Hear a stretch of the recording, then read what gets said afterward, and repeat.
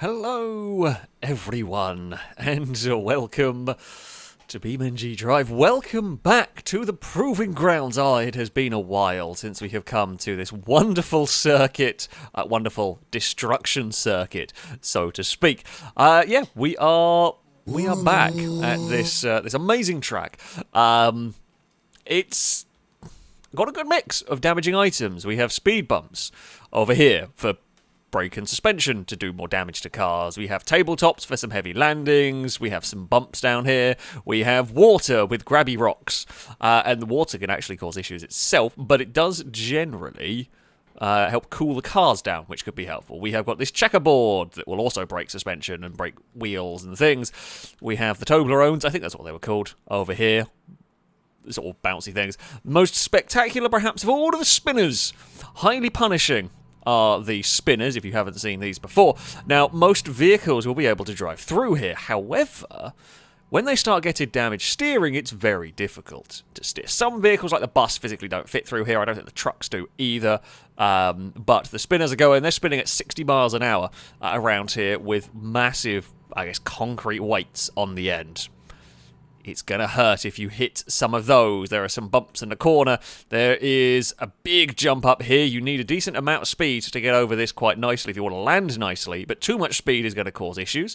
It's a heavy landing zone either way. We've got a dirt section to traverse to make sure your steering's still working. You have good old Dover, this jump, where you just fall off it. You just hit the ground hard, basically, when you go over there. And then we have some smaller jumps over here, but it's just sort of continual punishment for the vehicle all the way around. Another big jump here. Although the landing zone's not too bad from this one. And there's another jump just before the finish line. It's a tough circuit, this one. It is a tough circuit. In some ways, I think it is more destructive than the one we ran last week. Although, there is a concern, of course. Now, this is an old circuit. A returning circuit, if you like. We don't know what the oil pan damage is going to do. This track was never really run with oil pan damage. I can't remember if someone towards the very end might have started having oil pan damage, but it is something that could well make an appearance. That being said, I don't know how it's going to affect. We haven't actually seen the Baja Roma circuit actually didn't do too much damage to the oil pans, amazingly. We only had a couple of cars that really went out with overheating related engine stuff, and I think only one of those was really oil pan. So we'll see how it goes. We'll see how it goes. We've got a Legrand to start with. We've got a Legrand estate car that's kind of a slight off-roady spec. So, I mean, this should be quite good. It's all-wheel drive, which is good. It's got lifted suspension, helpful. It is. I mean, it's good. You've got the end of the front. You've got a long drive shaft towards the back. Could snap, but we can drive as a front-wheel drive. Suspension looks beefy. It could, in theory, be a fairly strong car here. I think it's a good benchmark, so to speak. Drake, thank you very much for the donation. Saying, well, I requested this twice before, and twice it surprised you when it tackled a driven to a destruction circuit. So, on this original fave, we must see how the T-Series perform, or the Beast with Caravan if the truck already did it. P.S. Cult of 1P is back. Haha, Rob, indeed the Cult of 1P is back for the moment. The truck might have issues with the spinners. The truck may have to do the alternate line. There is an alternate line. We can go behind the spinners, essentially. If the truck doesn't fit, we will see. But yeah, we never ran the Legrand estate car. It was never run previously, so I'll be curious to see how this is going to go. We will get it fun. I had it turned off because I didn't want the engine warming up while we were waiting. Come on, game, can you actually turn on now? Why are you not going to... Come on, engine. There we go. Right, we are off. We are off. We are underway. Right, it's not going to be a crazy fast car, this one. It's got a decent amount of speed. Let's say this. It's not going to be a supercar, right, but it has got a decent amount of speed. It's got an automatic gearbox. That's good. But that was the thing. I was hoping this wasn't going to have pop immediately. It's obviously not as strong as you would like. Yeah, that sort of solid landing onto tarmac, not great for it. But the thing is, okay, the oil can go straight away. We still probably get a couple of laps around here. So that's... I say that's fine. The concerns are the big jumps, what it's going to do. The suspension's very soft. The suspension might actually be its problem. I think it's too soft on this car. It's compressing really a huge amount, which means all of these jumps is just going to be bottoming out. The suspension's not actually doing much suspensioning. So we'll see how this all pans out. Into the spinner we head. I haven't done this track for a long time, so I don't remember quite the line through the spinners. Something's going to get clonked by them, right? That's how it works. Now, we do want a decent amount of speed here if we're going to land this jump nicely. The problem is... I don't know if we're going... Well, the problem is the faster we go, the better landing we get, but the faster we go, the more energy goes through the car. It's a horrible crunch on this. It is an absolutely horrible crunch right there. Oh, come on, car. That's the ticket. The gearbox is terrible. I think something's bent in the steering as well. Well, something's bent in one of the wheels. It doesn't quite feel right. It's... Yeah, going... It's... Oh, this gearbox. It's got a slusher-matic box. Oh, well, the radiator's gone as well, even if we didn't have the oil pan problem. It's because it's got... The gearbox is terrible. It just doesn't get going. You need to carry quite a lot of speed over Dover so you don't land on your nose. All this car wants to do is land on the nose, which is bad. It is going to become a banana really soon, I suspect. The camera's having all sorts of problems as well. That's fine, I think. Oh, that's... yeah. It's not enjoying life. Although, we have seen... I mean, we saw one of the trucks... Ooh, that's also bad. One of the trucks survived with an oil pan gone, and just the engine kept going for days. So, this is a diesel, I think, which is also helpful, right? Oh, it's so sluggish. It's absolutely awful. The engine taking damage isn't going to help matters. Either in this, but... Yeah, the gearbox itself is a real pain. Okay, through the water we go. It cools some cars down, does not cool everything down. The suspension, surprisingly, is still in one piece. I actually really thought the suspension in this was going to just collapse the second it hit the landing of these jumps, because it's hitting so hard. It really doesn't feel like the suspension is doing very much in this car. The engine is poorly now. The engine is very poorly. There's no doubt about it. Oh, I think that might have conked. No, we're still going. So it's not only is it overheating from the lack of radiator. No, it has actually... No, it has died. I was going to try and get a boost from the turbine, from the spinners. I mean, it's moving. I'm not 100% sure what's going on with my engine. My engine is doing things at the moment. It's kind of very lethargic, to say the least, but it is technically moving. So that's a thing. We're about to have a big clonk. I mean, it's... Oh. It's still got some life. It's still going. Yeah, it's lost all the coolant. It's lost all the oil. I can't shift down. It's an automatic slush box. There's nothing we can do in this. But it's... Oh, head gasket's gone. Well, now we've lost whatever little power we did have. I think we're about to conk out. And there it goes. I'm not even sure if that's coolant or oil related at that point. It could have been a bit of both. It could have been a bit of both in that one. I think that was going to die about there regardless of the oil pan, to be honest, because, yeah, either one, it was going to kill it with radiator damage. It is a dead Legrand. I mean, it put on a good show, but it is not good on the jumps. It is very, very bad on the landings. It just hits the nose constantly. It just smashes the nose into the floor. And that was always going to be a fear. The suspension does not absorb any of the shock. It just goes through the car. And, yeah, that is the end of that. It is a dead Legrand. Well, it happens. It's not too bad. It is not too terrible a vehicle, that is for sure. Well, considering, I think a normal Legrand doesn't necessarily get much further. Although, yeah, you would hope the off-roady estate car. But it's actually bananaed the chassis quite a lot. It is a surprising level of banana for us. It's the most bananaed estate car I have come across. So, there we go. That is the end of that. It will sit there. I might have to despawn cars a little bit sooner because the spinners and debris can get a little bit laggy on this map, but we shall see.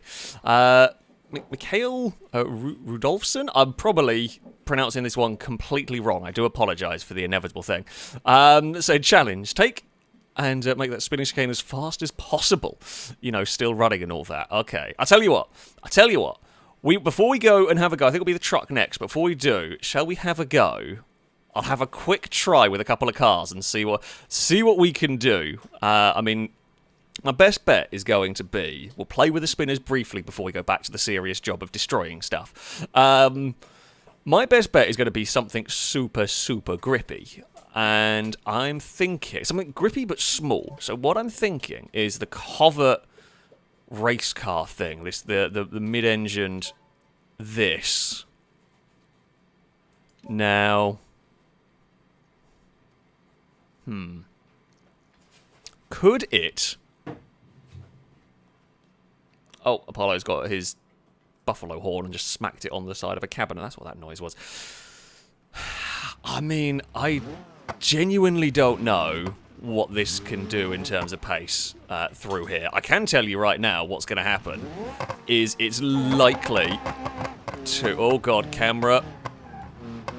No, that's too fast. You've got to seriously slow it down through there. Well, we just got ejected from there. I don't know what speed that was. That was about, what, like 30 miles an hour? The turn, like, you can get the first part at about 30, but it's trying to get it turned for the second part. That is the difficult bit. You definitely can't take it flat. There's no way you can do that. There you go. That's like 35. I hit the wall on the exit.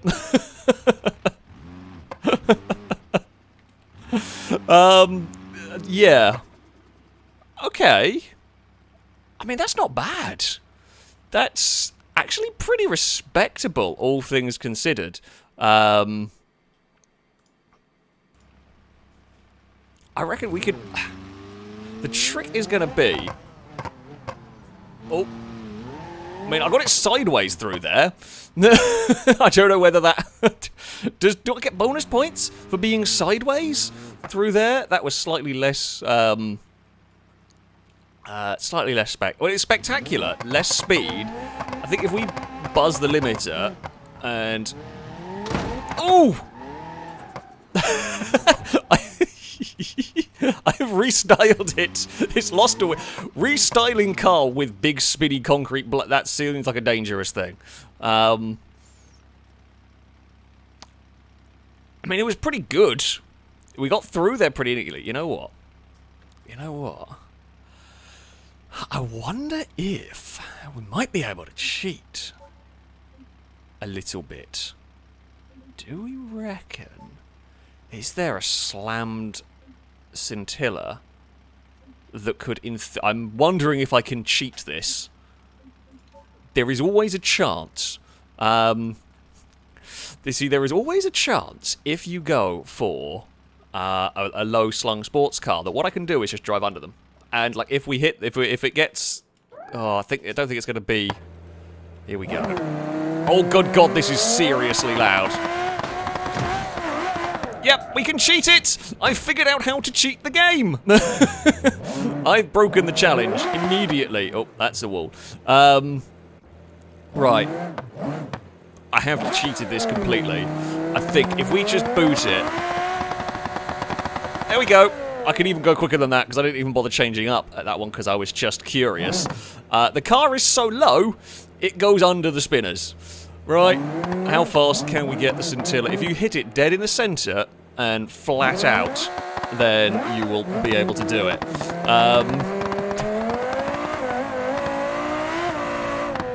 Yep. That's not... Oh no, I've broken the... Well, I have paid for my cheating. We've paid for the cheating that we've broken the wheel afterwards, but I think like 80 miles an hour is probably about as fast as we're going to get through the spinners, right? I can't see anything going quicker than that. Maybe none of the drag cars are going to be low enough to do it, so like 80 miles an hour. Can I get 100 through the spinners? This will be really difficult to do with the scintilla. Right, here we go. Go on, we get 100 by the exit, maybe. Nah, it's 70. It's again about 80 miles an hour. The door has come up. Oh, well, there was no rule set. We technically cheated. Well, no, we got through the spinners.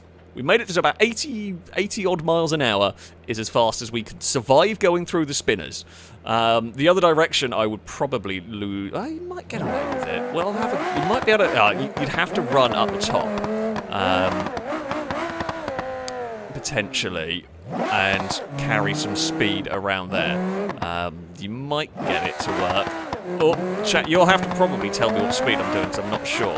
Oh god, yeah, okay. Right. Doesn't have a huge amount of grip up here. Oh god, because the road like cambers away from you almost at the very top. No! Well, that didn't work. That's really difficult to line up off the top there. Mostly because I'm not used to doing it from this direction. Also, I apologise for the deafeningly loud car.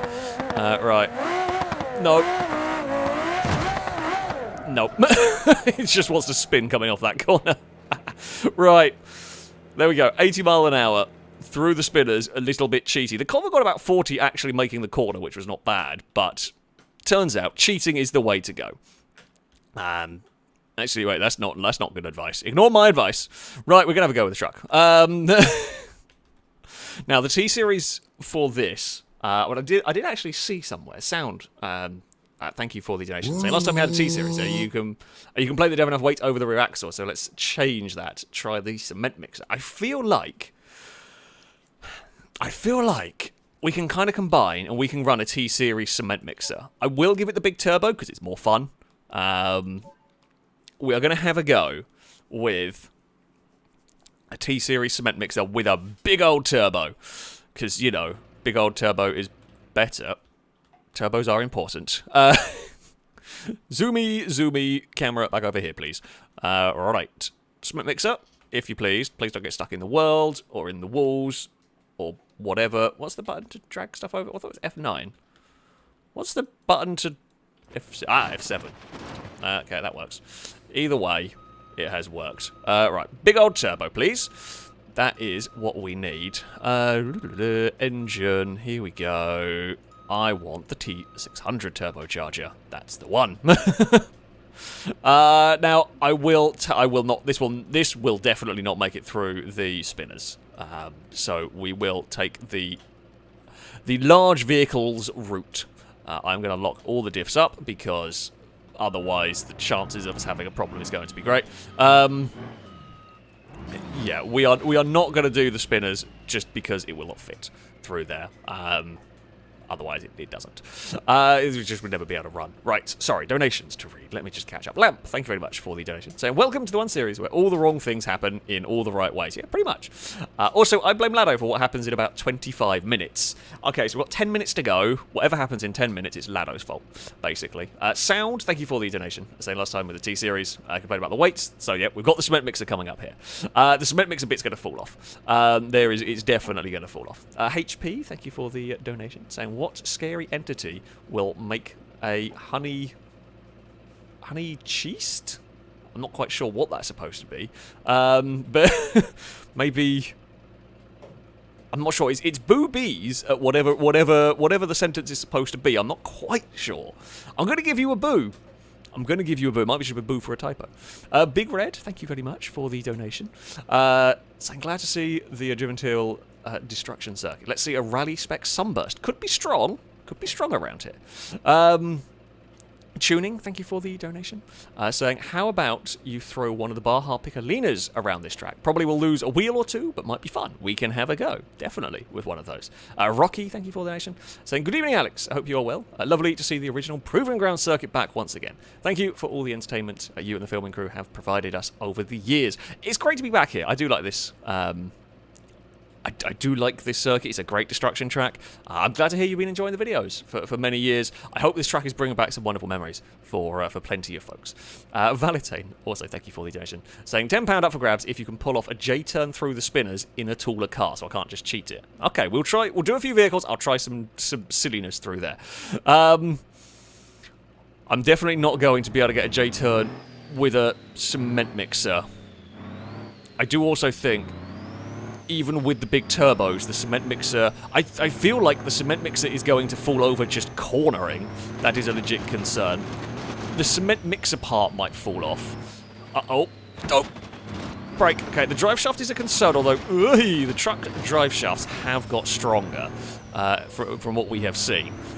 So we might actually stand a chance of getting the drive shafts a bit further. My main concern is, whoa, the big jump is going to be problematic, and Dover could also be problematic.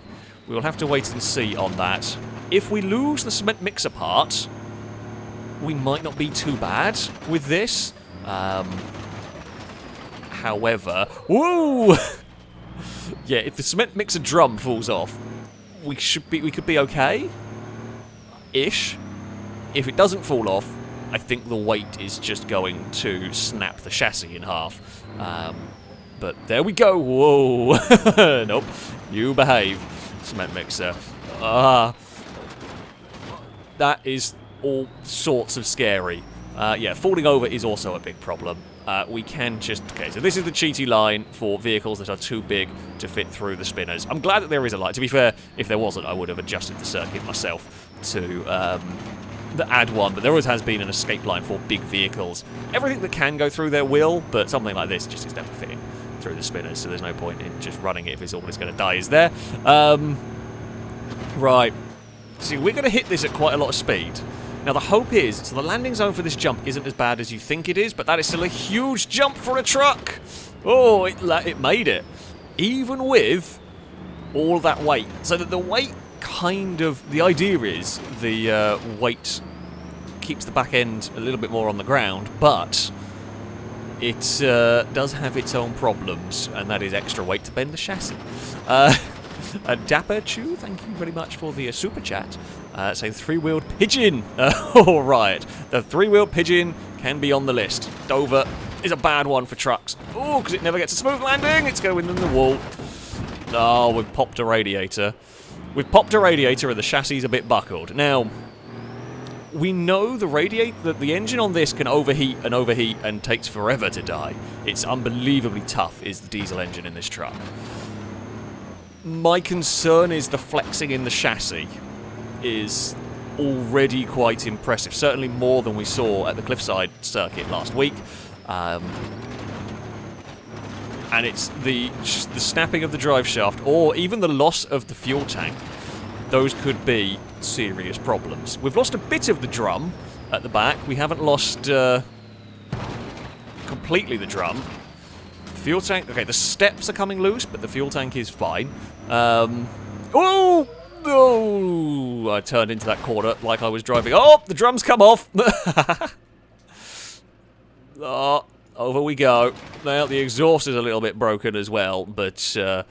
there we go. So there are a couple of rules for those that may not have seen too much Driven Till Destruction. I first of all have to drive all the vehicles hard. I'm not allowed to simply chicken out and drive them really slowly, because, well, everything would die. Well, everything would drive indefinitely if you drive it slowly. So I've got to drive them pretty hard.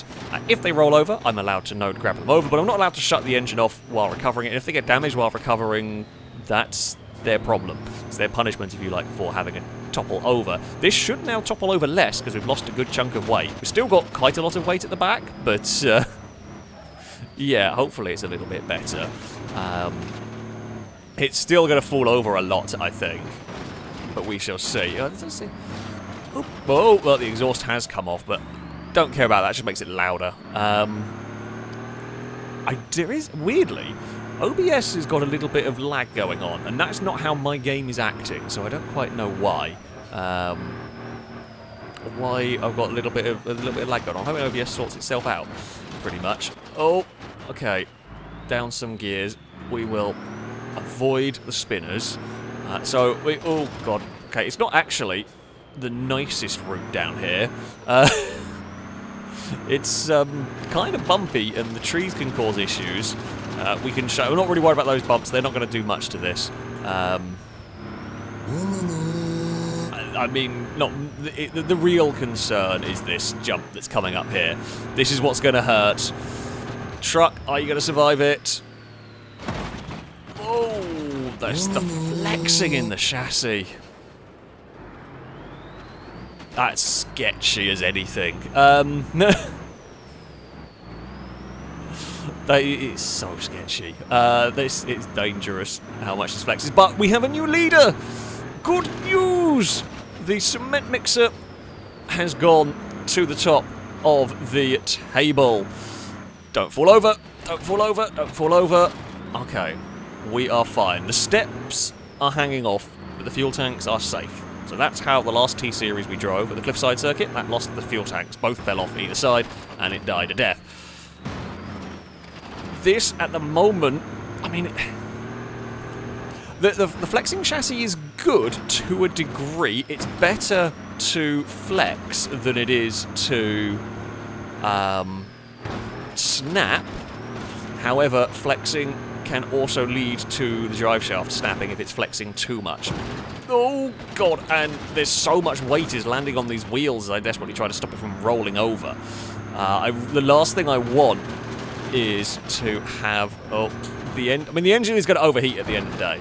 So even if it doesn't die from a drive shaft related death, we have had an accident here. Yeah, the engine will potentially overheat at some point.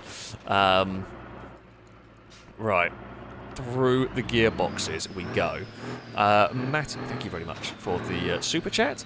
We'll say it's for the FRPD Roma police car. That could indeed be quite strong around here. We will have to wait and see.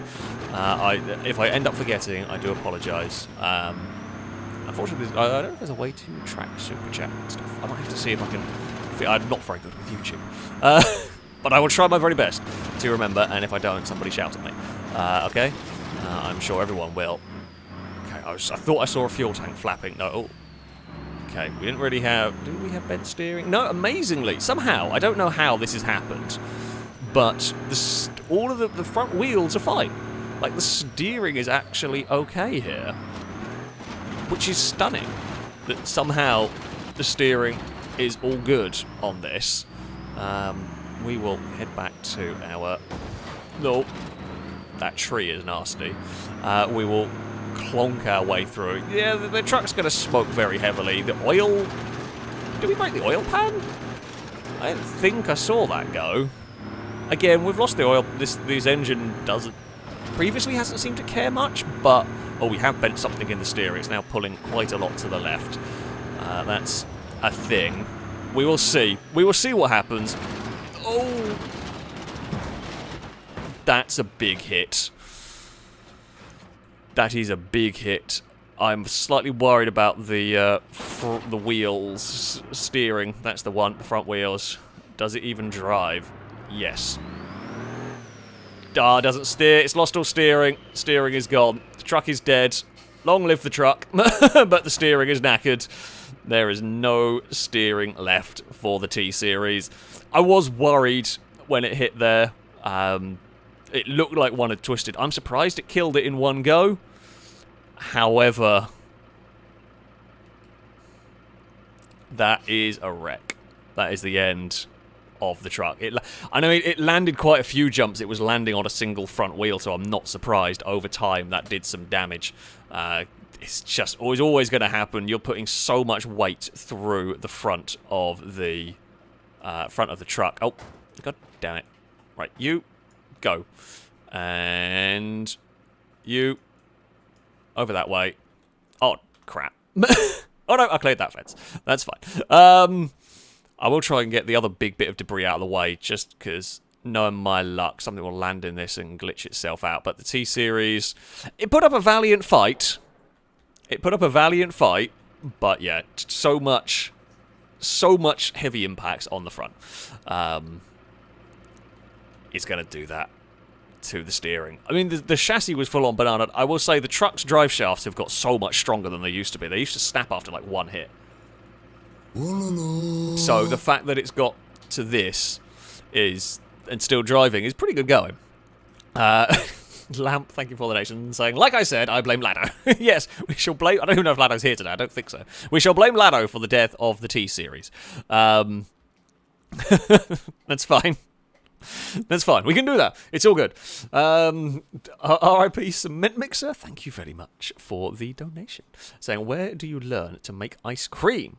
At Sunday school. Oh, dearie me. That is going to be a boo to you from me and from chat.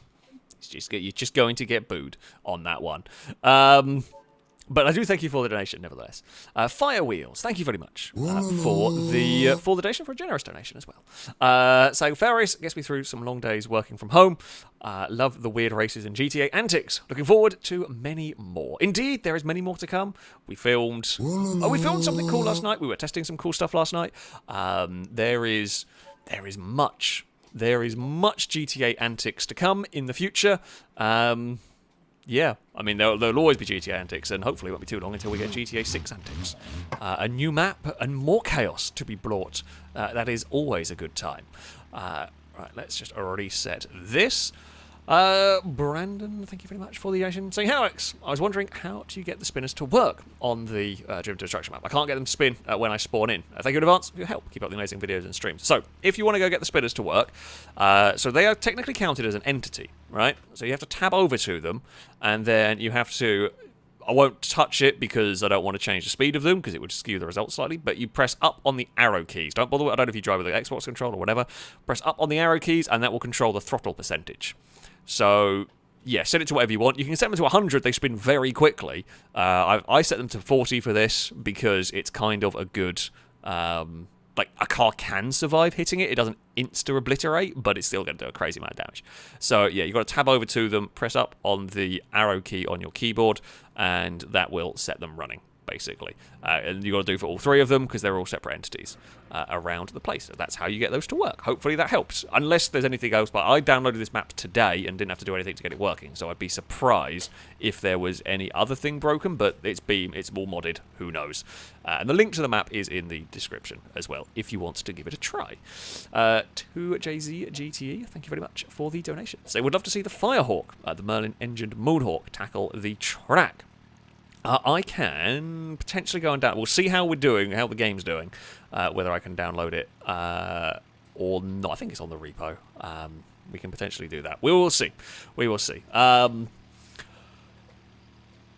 if not, I'll just drive a crazy normal Moonhawk for you. Right. We are going to have a go with the Sunburst Rally Kart. Could be quite strong. We know... I forgot. The actual cement thing is all the way on the outside. Lots of understeer from this, which is not great. Yeah, it could be quite a strong car. Rally cars designed to take a beating. However, it is relatively low in comparison to SUVs. And, you know, still being a car, we could see some problems. The oil pan is going to be an issue. The radiator also going to be an issue as potential. Steering is always vulnerable in a car like this. We are going to just go sideways because we can at the moment. Don't have too much fun with the car. Oh, God. If I managed to wreck it just by drifting, that would be bad. I mean, not impossible, but it would be bad. Right, we are clear over there. Now... we will not be trying to do shenanigans in the spinners today, for the moment, because, okay, well, we just washed up the circuit there. There's absolutely no grip. Now, we may have to lift in the rally car, so you want to be going quick over here, but too fast, and you will literally clear the fence. So, some cars you do have to have a little bit of a lift. Oh, okay, induction system damage. Better than oil pan, and better than radiator. If we lose the turbo, the car will still drive. It'll be a little bit slower, but I'm not too... I'm okay with that. That is not the worst thing. Whoa, don't crash into that. That would be bad as well. We don't want to go crashing into the stricken cars. Now, Dover could be a... Actually, Dover shouldn't be too bad in this, because we should be able to straighten it up. Get some speed over the jump so we land flatter, less on the nose of the car. So that's good. I don't know what we damaged in the induction system, but we still have boost pressure. So the turbo's not completely gone. Oh, that's a bit of a hit for the car, but it's fine. It's fine. Oh, this circuit is always punishing on the front of the cars. It always has been. And it is continuing to. It makes you wince with the vehicle. Oh, I've lost the back end going over that. That's a concern. Oh, did I bend something? No, it still drives. It still drives fairly well in a straight line, which is something. Yeah. So I can attack the speed bumps flat out, but we tend to wobble a little bit on the landing. For a second I thought we had a bit of weird handling, but I think it was just the dirt tyres on tarmac taking a second to bite when we tried to turn into the corner. All is looking fairly healthy, although rally cars do have a history of being healthy, sudden disintegration, because something goes a little bit wrong with them. So we will see whether that continues with this. It was too tempting, don't quite have the power to drift all the way around there. And the Toblerones are going to be a little bit nasty, but that's fine. Oh no! Don't drift into the spinners. That would be very bad. We are okay. We will stay above the bumps. I've got the control to stay above the bumps and stay out of the wall, so that's fine. Oh, okay, we are nicely enough through there. Just get the car settled a little bit and get it settled for here as well. Something is bent in the steering. The car pulls around a smidge. That's a crunch and a half, but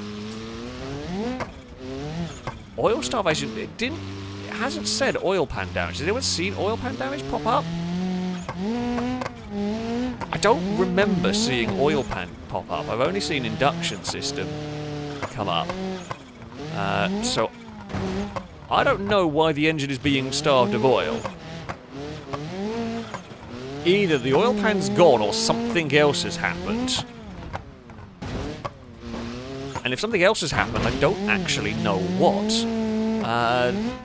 Unless this game simulates... I mean, if any game simulates having wet and dry sump systems, it would be this one, but the rally car would be the one that wouldn't have oil starvation as a problem. Right, you would think. So, yeah. Unless the oil pan broke at the same time the induction... No, they normally put up 2. Yeah, maybe the G-forces off the jump could cause it, but... I've never seen that before. Okay, so it does kind of... Tension. I don't know what's going on. I'm going to just not worry about the engine too much, because there's nothing I can do if it does go pop like that. There's very little I actually can do about it. So we're just going to keep driving it until it gives up the ghost, basically. But that is a curious one, that it can do that. Apparently, if I chuck it about 2 sideways through the corners... Oh dear. Okay, I'm chucking about 2 sideways through the corners. I'm a plank who... ends up out in the weeds, but we can get the engine to be starved of oil by drifting it. I feel like that's a design flaw in a rally car, not gonna lie. Alright, through the spinners we go. We've still got pristine handling. This is actually, as far as rally cars go, this is doing pretty good. Rally cars have not had a great history in here, mostly because they go fast. And they tend to keep going fast even when a little bit damaged, so they tend to have some very big crashes. This suspension is holding up really well. So, rally cars are designed to deal with heavy impacts, I get that, but the impacts we're asking this car to deal with is way more extreme than a rally car should survive. So, it is going pretty well around here. Straight off Dover. Nicely done. Radiator still good. Oil pan still good. It will have a bash bar, like a sump guard underneath it, I should think, that might be helping keep it alive here. We have got a new leader. I think this is going to set a pretty good benchmark around here that's going to make it difficult to beat. That landing was a bit awkward. Something has now been bent somewhere. Front right. Okay, yeah, we have... Oh, yeah, front. We've got big damage on the front. Front right wheel is not working properly anymore. So we have lost a lot of steering. The spinners could be a problem. That front wheel is very erratic. The left-hand side is okay. The right-hand side is not. It kind of sometimes does what we need it to, and then other times doesn't. If that has a problem through the spinners, we could be dead. Because it could just fire us into the spinner if it just stops working.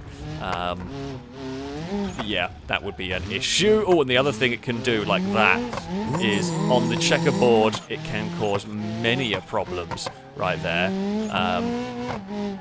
Yeah, okay, we have got to... I've just realised, I don't know why it's taken me so long to notice, but I do apologise. It seems like the donation messages get... The name gets slightly cut off at the top. I'll have to fix that in a minute. Right, this is the bit that matters. I can get it into the spinners. I don't know whether I can get it turned to the left. I can. The steering let us... The steering actually let us make the corner there. Which is very, very nice indeed. Okay, this is where it's going to get worse. Yeah, actually, potentially missing a point. The oil starvation could be to do with the damaged induction system. That is true. Oh, don't hit that side of the car. That's the side that's busted. I can't have this landing. Oh, and that's launched off a bump. Can't have this landing on the front right too often. I'm going to crash into the Legrand at some point. I might have to, although it's only in the really high-powered cars that are going quick. I'm going to crash into it, but still. Oh, there looks like something wrong with the front left as well. I can't tell. Maybe not. It looked like the suspension was collapsed on the front left, but I can't tell whether that's just compensating for some of the other damage. No, something's broken on the front left as well. It's not acting properly. It's, again, I can only do so much. It's got a lot more camber than it should do, and it's, yeah, when I turn the wheel, it pushes in far too much. So suspension at the front is getting broken. Quite heavily broken. Please, don't launch. Oh, I think we've lost all steering. Oh, no. There's a lot of damage now on the front right. We've lost majority of the steering on it. It basically either goes left or straight. I kind of want the front right wheel to fall off at this point. The front left is collapsed. The front left suspension is completely collapsed. It's got nothing left, and the front right doesn't work as a turning anymore. We are about... Well, if we actually get across the checkerboard, I'll be impressed, because this is going to be so low to the ground when I turn to the left or to the right. I think it's going to dig in. No, we are across... Oh, like that. Okay, it didn't do too much damage.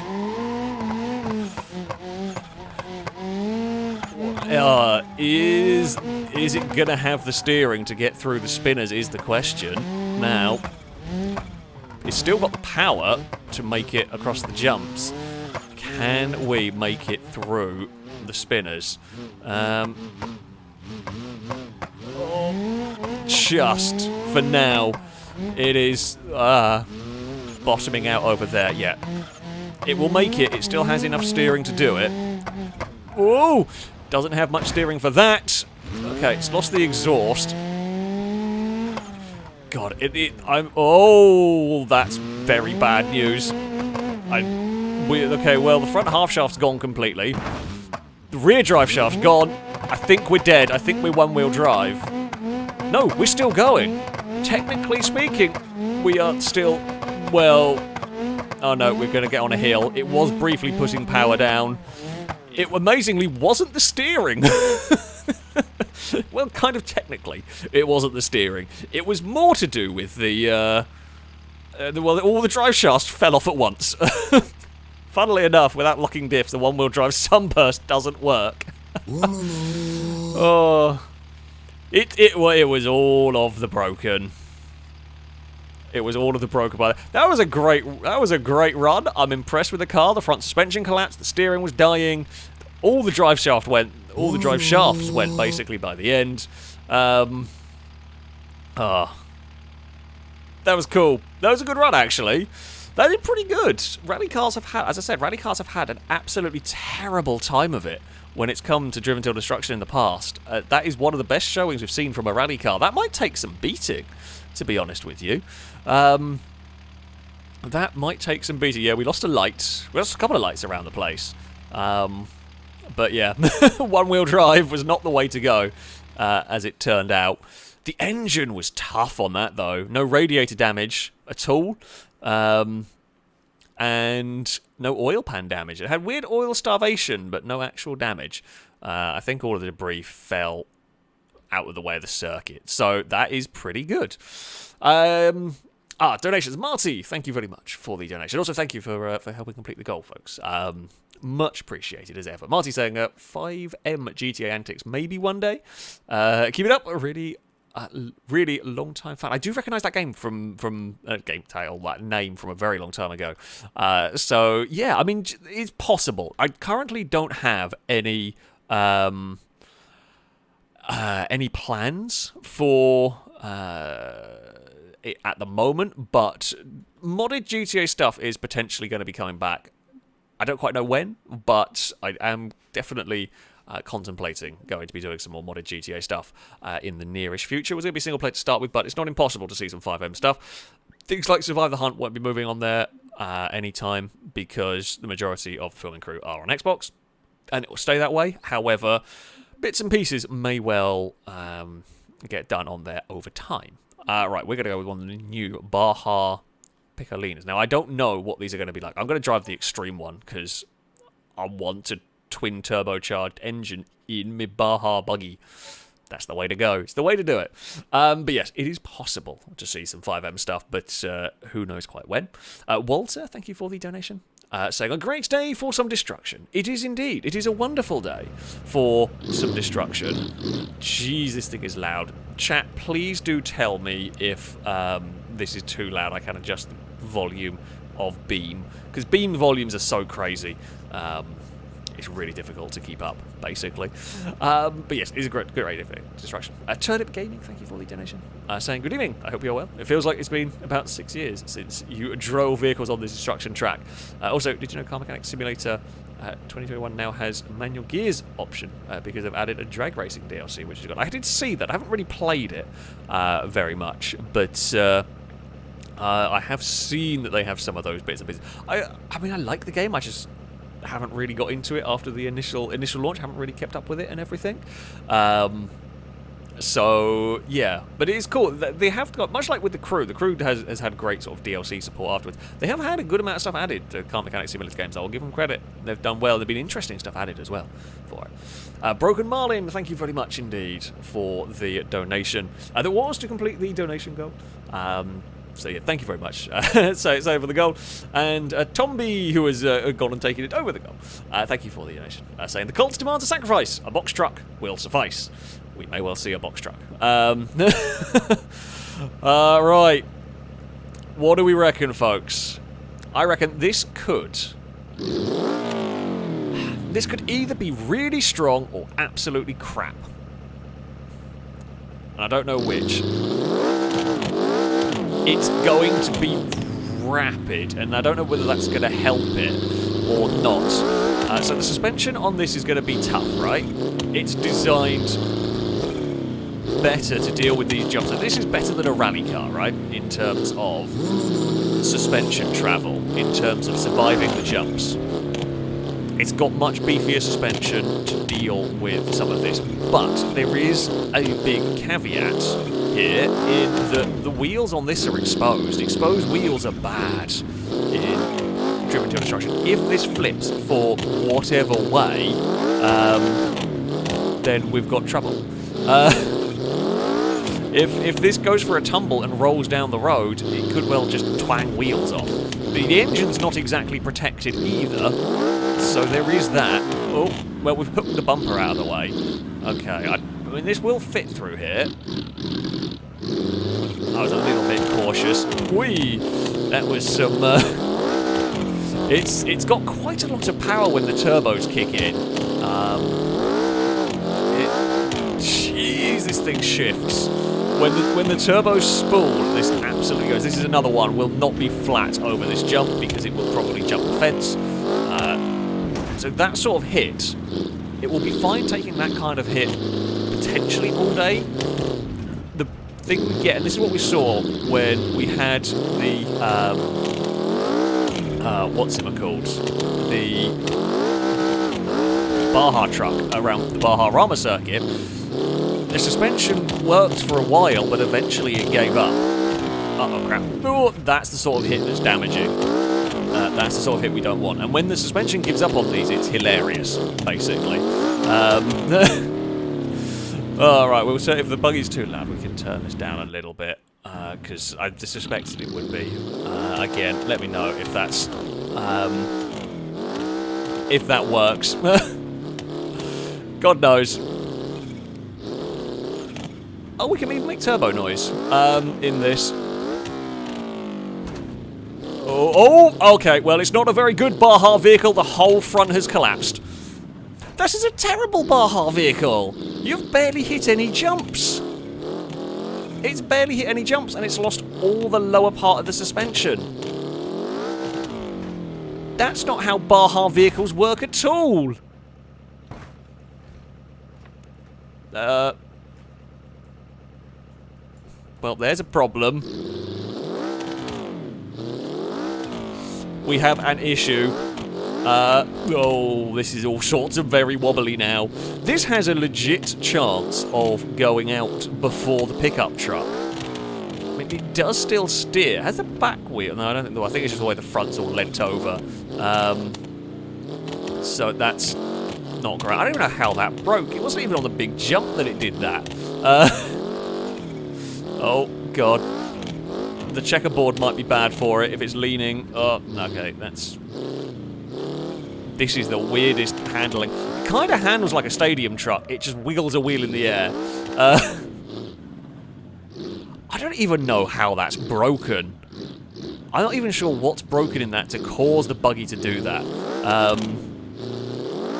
It's just the whole front end's collapsed. And now those wheels are not connected properly. We could see problems in the spinners again for this. Yeah, the back's... I can't decide if the back's leaning a bit. I think it is, but it's nothing... Uh-oh. Okay, it's still just good. Through there. I think the back suspension... The back right's compressed and got stuck compressed, potentially. It looks slightly lopsided, but there we go. I'm a little bit concerned we might lose control coming off this ramp, but we've got to take the jump. Oh, it was a... Oh, we've lost steering completely, I think. Now, it hit the truck. I will allow myself to reverse it out of here. Have we lost steering completely? No, we do still have some front steering. We've lost... Okay, yeah, it hit a previous vehicle, and it does clearly still have some steering. So I'm not allowed to reverse to simply get the vehicle around the corner. However, if from a spin or from some other reason it gets stuck, I am allowed to grab reverse then, because it does clearly still steer left and right, not very well.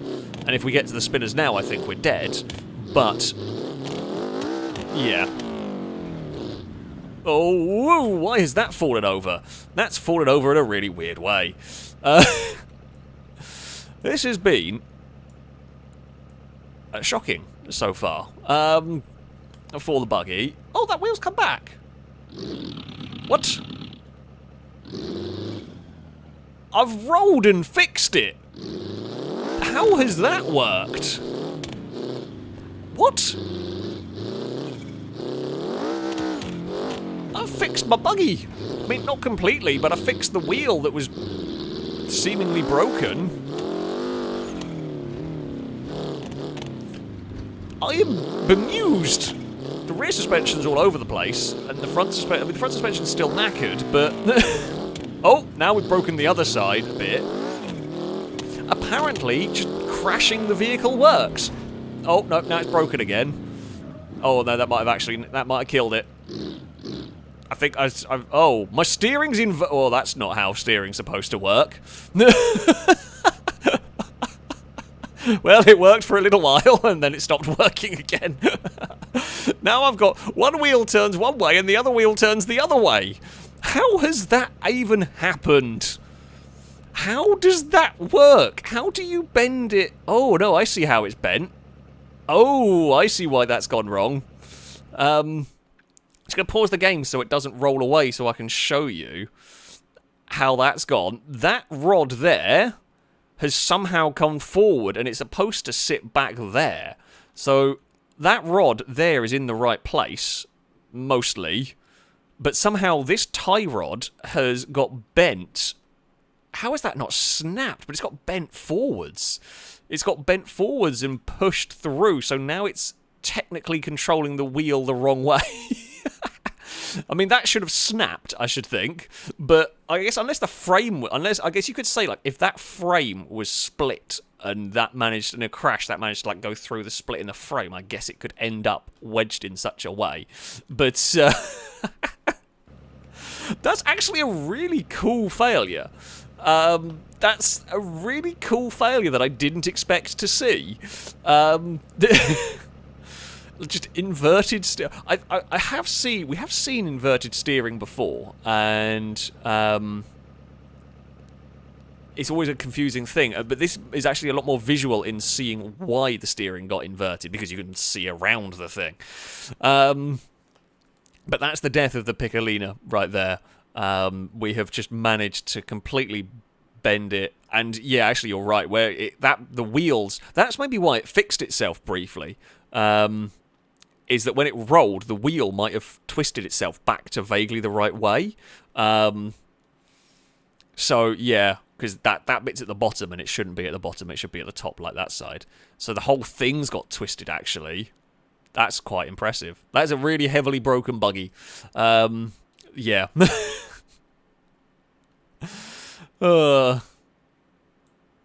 That's quite funny. That is quite funny. But that is a very dead buggy. It did spectacular.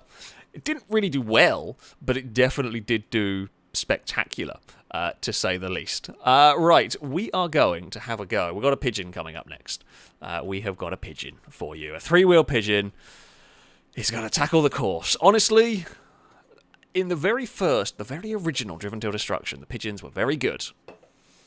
They haven't been very good of late.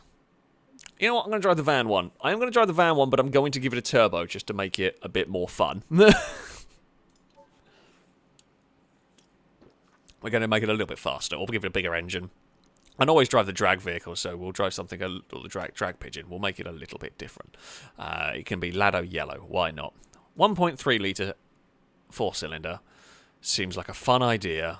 I'll give it a race oil pan, and I will give it a race radiator. High-performance radiator, just so it doesn't overheat immediately with that. But the rest, we'll leave it as is. Actually, let's give it heavy-duty engine mounts. Just, I mean, it'd be funny if the engine shook itself out, but yeah, I'm not gonna. The rest of it can stay. I'm just curious now. I can only have individual throttle bodies. So there we go. Right, what do you reckon, chat? What do you reckon? Before we do go, though, donations to read out. Wendo the Cheetah, thank you very much for the donation. Saying, how about bringing the infamously FailRace Pumobile to the circuit? We could have a go with a Pumobile muscle car. We could definitely have a go with one of those at some point. Vulcan, thank you very much for the donation. Saying, evening, Alex. Loving the videos, as always. Have you ever thought about doing a FailRace versus the community survive the hunt? Viewers run and staff hunt. I personally absolutely love the idea of being the hunted.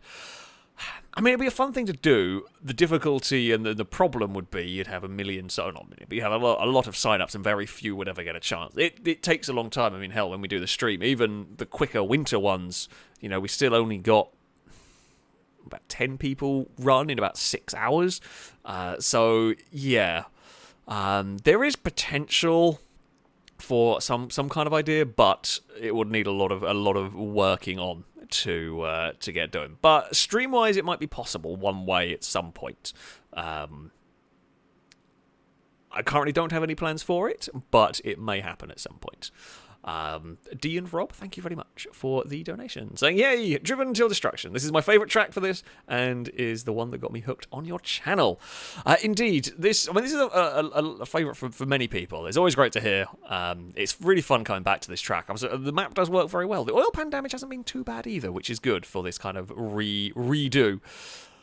Let's see what the Pigeon and the van can do. Hopefully this will live up to expectations, and hopefully maybe someone watching this stream is. I don't doubt YouTube is going to have been kind, but maybe someone watching this stream, maybe this is the first video you've seen of mine. If it is, do post in chat. I'd be curious to see. I'd be amazed if it was, but you never know. And oh, this is unbelievably quiet.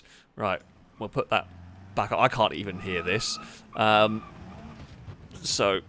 I mean, the exhaust might fall off, but yeah. Pigeon. We've seen pigeons these days are not as strong as they once were. I suspect this will only last a lap at best.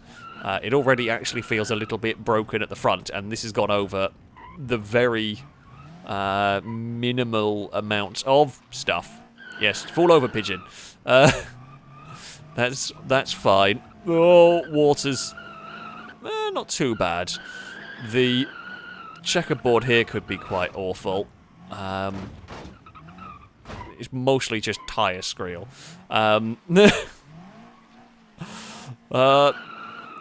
There we go. That's right. I mean, this is back at the volume it was at to start with, and this is just gone. This vehicle is just really quiet, so I can't do anything about it. Also, if we do get smacked by a spinner and it disintegrates, the volume of the crash is going to be really loud. I'm just going to warn you all. So I'll keep it at this, or potentially the volume of the crash. Beam is a funny game sometime. Now, we are okay into the spinners on this first lap. I have got steering still. If we lose steering, it would be funny if it gets splattered by the turbines, but who knows.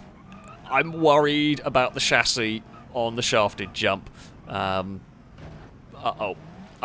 Yeah, I'm worried about the vehicle, actually, because it's not going to take this jump nicely. Okay, that actually could have been worse. It's better to land on the corner. I would rather land on the front. I'd rather kind of land on the side rather than kind of landing flat. The flat landings are what bend the chassis, and that's my real concern with this. We could end up losing, well, controllability. And the front wheel over Dover is going to take a hit because I can't take any speed up here. I've got no traction to do it. Not too bad, actually. I mean, it was a bit of a clonk, but yeah, not terrible. It's doing better than the drag one does anyway. Well, I say that, than the drag one has done so far in other runs, but yeah. Here we go. Speed! Crash. And, well, the bonnet's come up, but the bonnet always comes up in this. This jump can be heavily damaging. We have got... No, not got any control issues. All is good. Could go back to third gear, I think. No, we have got some control issues. The steering pulls quite badly to the right. Speed bumps, if we have got damage, speed bumps could make it worse. Although, we actually didn't have the turn in, so we didn't really hit them properly. Oh no, I thought it was leaning to the side. Well, it's going to smack that corner. That's fine. That's fine. We can just... we can dance about. The front wheel is holding up relatively well on this. The chassis is starting to get a little bit alarmingly low on the ground. We have seen one of these go out from beaching at some point. Because the chassis bent so much, the vehicle just physically can't carry on. We're through the water. Are we going to tear the wheel apart over the checkerboard? Oh, it's scary. Oh, I can barely steer the thing. Do we still have steering? I think it just got caught on one of the checks. And yeah, okay, we do. We have a fuller complement of steering. It got caught on one of the squares and it just dragged it about. The steering is pulling really badly now. The spinners are going to be a problem. basically, if I let go of the steering, we turn very sharply to the right, and I barely turn left. So we're going to have to get this timed very well through the spinners. Otherwise, it's splat goes the pigeon. Right. Okay, turn that way. Now, can I steer it? I can't steer it the other way! Ooh, go, pigeon, go! That's fine! Well, I guess that works. I don't need to worry about the spinners anymore. We've solved a problem. It's... Oh, it's gone for a spin now. That's not... It's not quite how that was supposed to work. Oh, I love this series. You never know. You absolutely never know what stupid thing is going to happen. Oh, dearie me. This is bad news.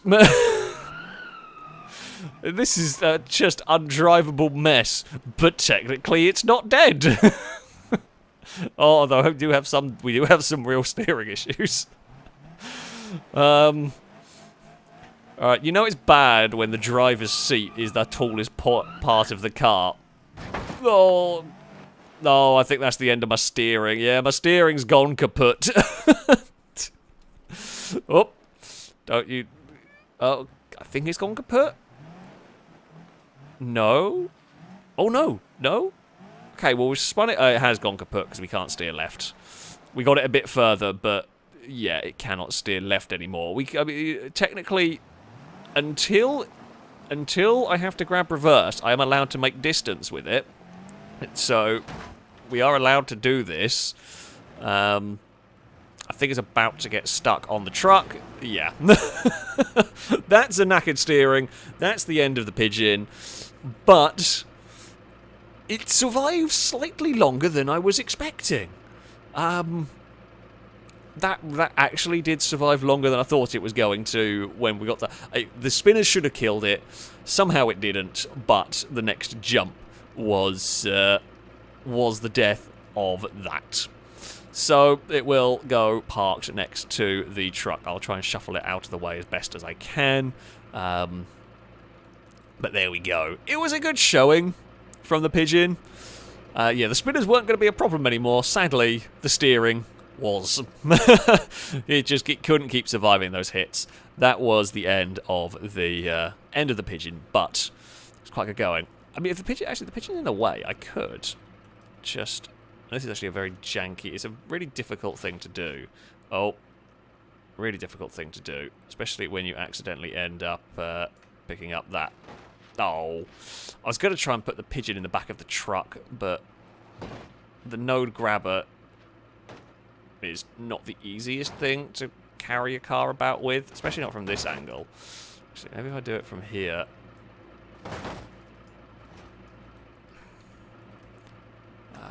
Right, because you can't move the camera while you're node grabbering. There we go, that works. That can just sit in there. All is fine, all is good. Right, donations. Tuning, thank you for the donation. So how about we try out some retrofuturism?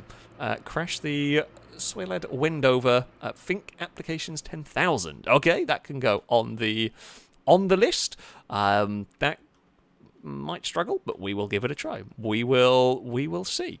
Oh yes, clean up the spinners. Not a bad shout, actually. We should probably...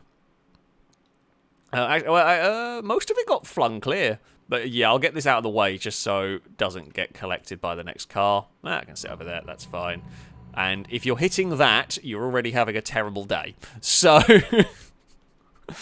So we're not going to worry about that too much. Gordon Fan, thank you very much for the donation. Saying hello, I am new here and this is totally my first time donation. If you think I've been here before, then you are delusional.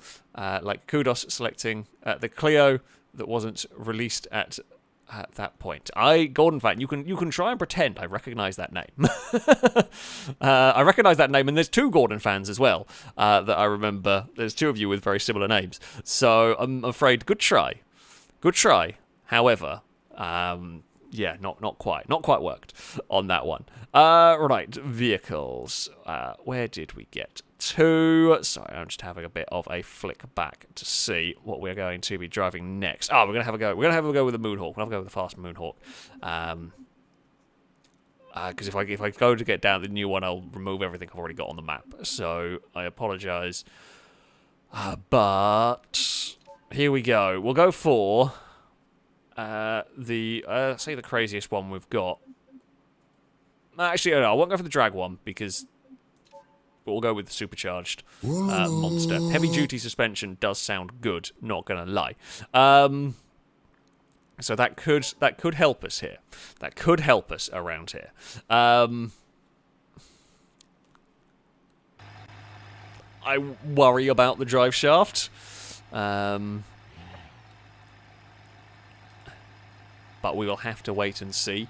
The donk is very different to the requested vehicle. The donk might get a go, but the donk is very different to the vehicle that was requested, which is why we've got a more normal Moonhawk. Pinky Pre, thank you very much for the donation. Saying, damn you, Alex, you just had to have a during the destruction stream, right? As there is heavy snowfall where I live, didn't you? It's quite hard to watch your excellent stream and live streams from snowplows at the same time, you know. Oh, you can have multiple windows open, right? You can have... multiple tabs open and all of that. It's funny to say it's like today was being the first day that was fairly nice in England. Like I didn't even really need a coat while walking the dogs, so you know it was quite pleasant. So yeah, obviously very different. Obviously very different for you compared to where I'm. And I know it's rare to say it's nice in England, but it actually was quite mild. Even Apollo was enjoying life out and about. The Moonhawk, I mean, concerns for this drive shaft is the primary concern. Did I already... Is the front left already broken, the suspension, or is it just that soft? No, it's just really soft. Okay, we've got Wobblematic... Apparently we've got heavy-duty Wobblematic suspension. Heavy-duty... Oh, that front suspension looks like it's already busted. Now, that might just be how it's supposed to be, but it looks really suspiciously terrible. And the amount of wheel shake across there is concerning. Oh, we will spin up the wheels. It's too tempting to do some drifting. Oh, okay, I'm going to have a crash because I'm trying to... Don't drift the muscle car. I'm sorry. Actually, no, I'm not. It's fun, but it's not good for survivability. Around here. It sounds glorious. I love supercharger wine. It is. I am more of a supercharger person than I am a turbo person. I say that driving many turbo cars, but you don't get many supercharged cars. Supercharger wine is cool.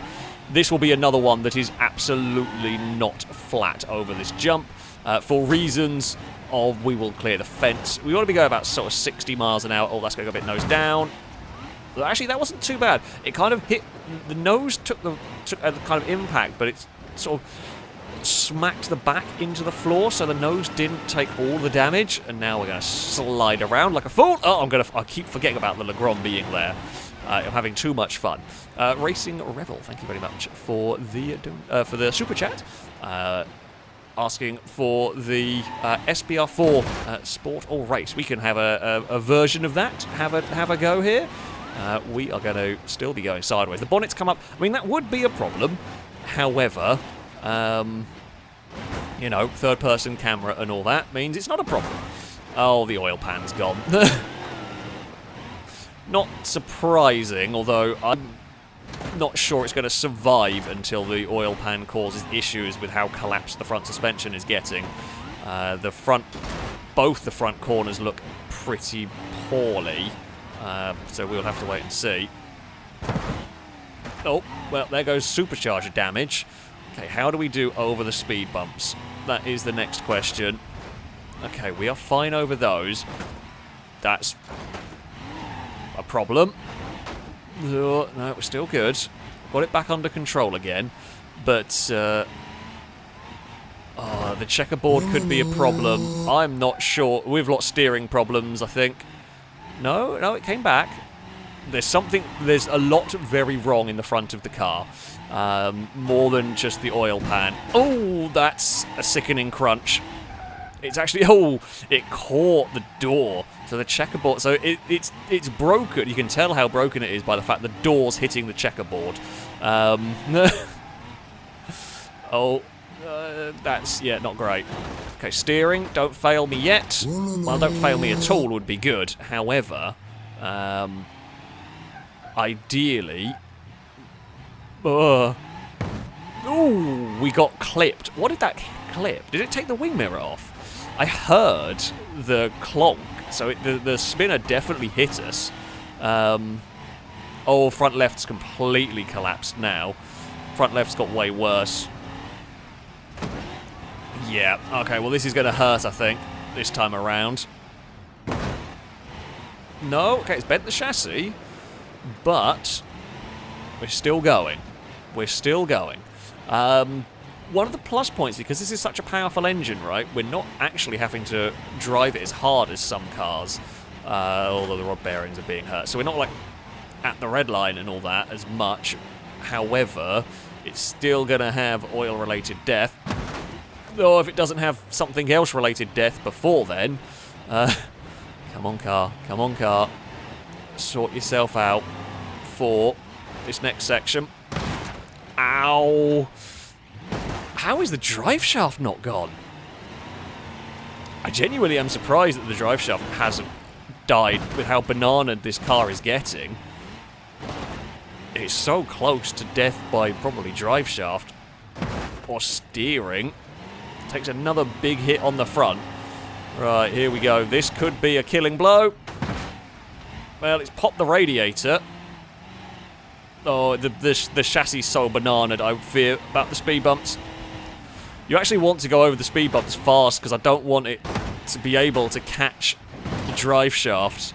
If we make it to the shallow grave or to the checkerboard, I worry we're just going to catch the drive shaft on a sticking up rock. But, you know, we will do what we can. The water, we are okay through. Surprised, but we are okay. Checkerboard, oh, is bad. It clipped something. Oh, it's taken the exhaust off. Okay, exhaust is gone. The engine is tough. This lost an oil pan a while ago. I mean, it is dying now. It is definitely poorly. But it has taken a battering, and it's still going. It is still going. Okay, into the spinners we head. That's fine. Oh, yeah, I think the engine might conk out this lap. If we somehow survive shafted, the engine is probably going to break. We're going to have to be flat. So after the previous jumps where we couldn't be flat, this time we will have to be flat up here. Make it. Oh, it's bad. It's bad again. It still lives. It's a trooper, this car, to say the least. Is it the Moonhawk that the front can snap off a bit? Is that the Moonhawk or is that the Barstow? Oh, it's the Barstow that can lose the front, I think. Not that we're likely to ever see a car die in that way in a Driven Till Destruction series. I am getting very close to having the chassis so bent that it's beaching itself. But I'm really impressed with this engine. It is going amazingly well. And I know we're going to curse the commentator, it's going to die at some point, but it's not dying yet. Coolant's overheating. Well, we lost the radiator as well. I just expected the oil pan damage to kill it before the radiator had a problem, but honestly, it might be radiator that actually kills it. Come on, car. Keep flying. Oh, no, that actually blew the engine up. I think...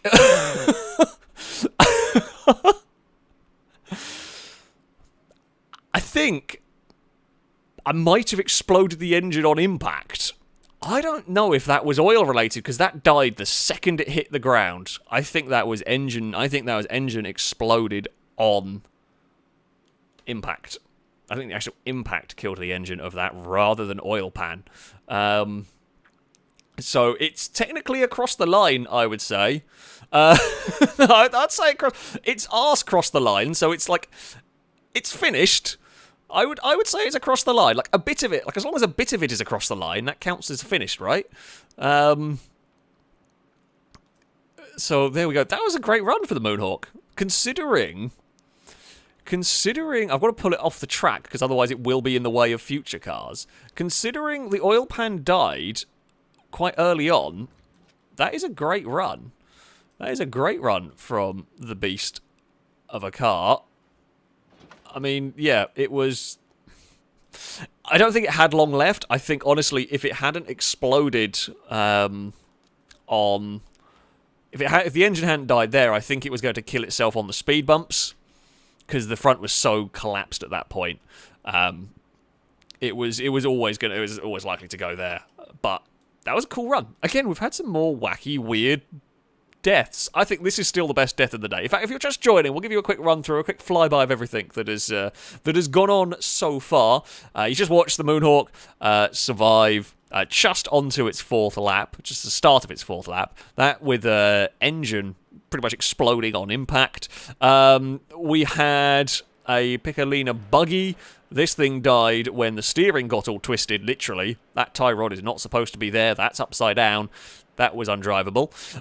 We have had... Nothing's died on the speed bumps yet, which is actually quite impressive. In fact, nothing's died over this part of the track, full stop. Nothing's died in spinners. We've had a couple of vehicles die up on the jump.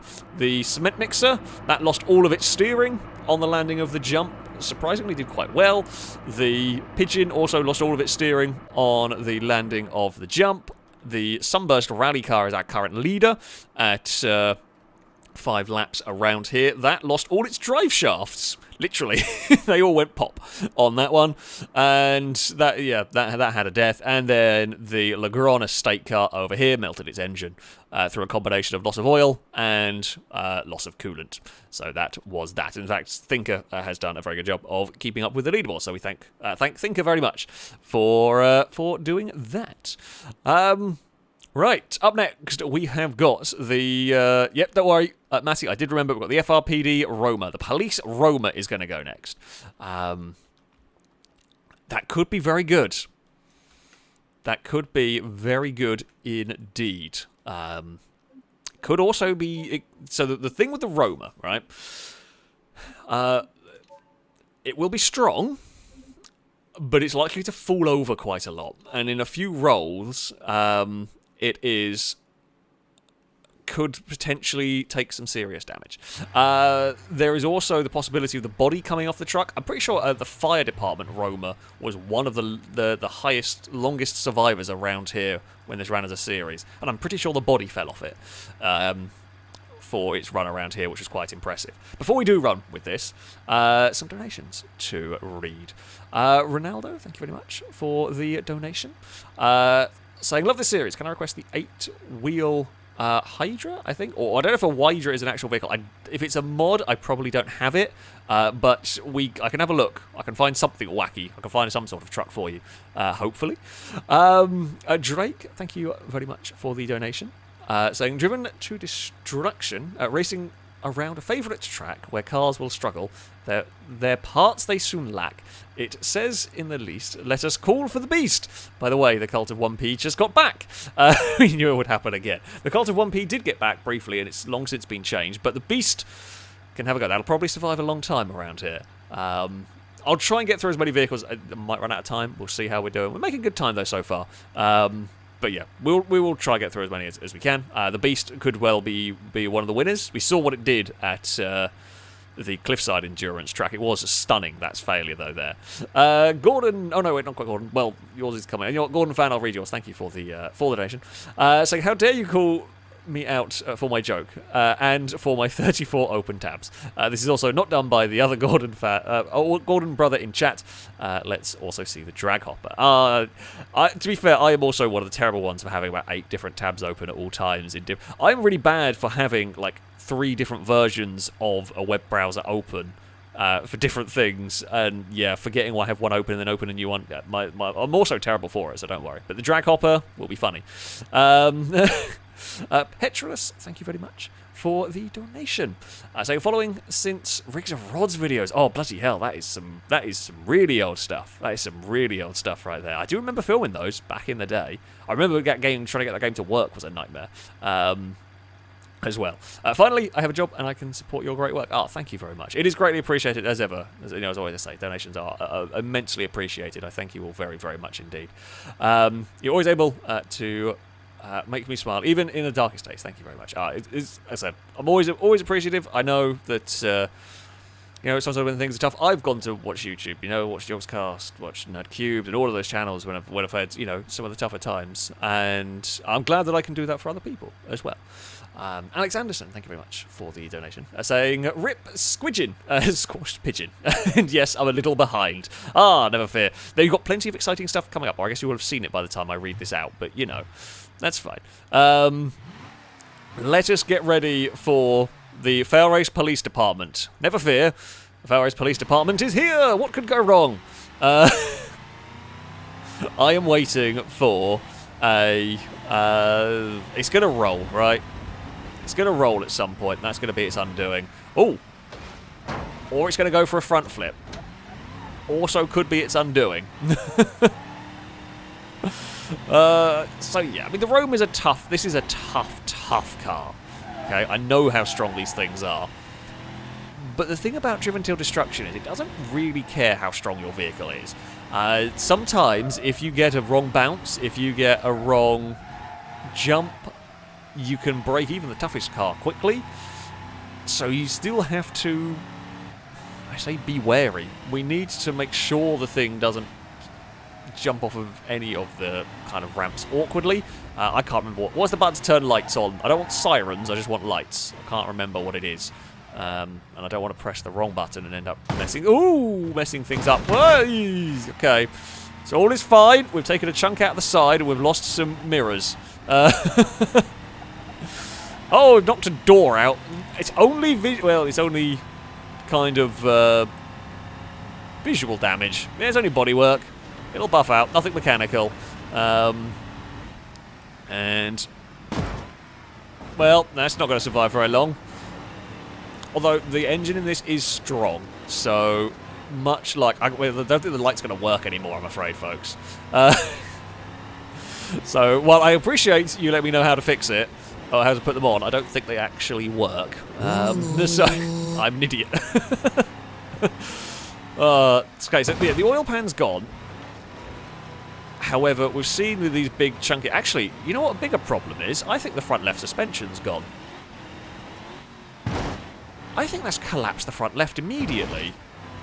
Which, in this, is weird. I mean, it does sound like an explosion is going on every time I land these jumps. The front left's dead. That's really bad. That's really bad to have gone immediately, and it's going to hit the front left again. It's shedding bits of bodywork. I mean, it's structurally still okay. The issue you get if the front left is gone like that is... Oh, no, it survived that hit quite nicely. Because the front left being collapsed, if I take a corner and it sort of ducks down on that corner at some point, I can catch it on the checkerboard, I can catch it on the rocks, through the shallow grave, and it's going to make it just horrible to drive, pretty much. So yeah, I am concerned about this. Like here, is it going to catch on anything? No. I think we have enough suspension. Oh! Never mind! That, and there's the problem. There is the problem with the suspension damaged. It literally did as I thought. I just didn't think it would shatter both drive shafts in one go. As I went to turn the corner that we were coming up to, it cut down, and it obviously managed to hit in such a way.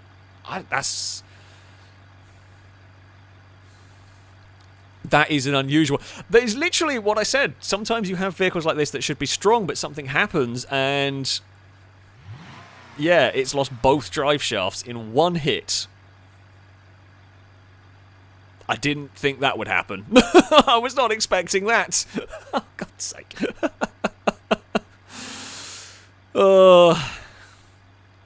there we go. That's the end of it. That has died. The Roma, it's the suspension damage that killed it, essentially. It wasn't so much the drive shafts that were the problem. It was the fact that that corner was busted. I'm surprised the corner died in the way it did, but it lost suspension in the first lap. And that meant it's susceptible to damage. Actually, I don't really need to move that. That can sit there. That is the end of that. FailRace Police Department did not have a good day. They did not have a good day at all. Zasfa? I don't know, I'm probably mispronouncing that one, but thank you very much for the super chat. Saying I'd like to see the off-road scintilla go around this place. That could potentially have all sorts of fun or problems, but if we can get round to it, we shall absolutely have a go with the off-road scintilla. I will try and keep track of all the super chats. I need to find where they go in YouTube at some point. But, yeah, I will try. I think we've still got an SBR4 Racy Sport 1 and the Scintilla to go from those. I will just now have a little bit of a scroll back through to figure out what we are having a run with next. I think we are going to have a go with a box truck. I believe it will be, yeah, from Tomby. We will have a go with a box truck around here. It'll be curious to see. It'll be curious to see how this fares compared to the cement mixer. So yeah, we will see how this compares to the cement mixer. So it will be slightly lighter than the cement mixer. It'll be slightly smaller because it's not got the extra wheels at the back. We are going to give it a big turbo. Because big turbo is more fun. Big turbo is the way to go.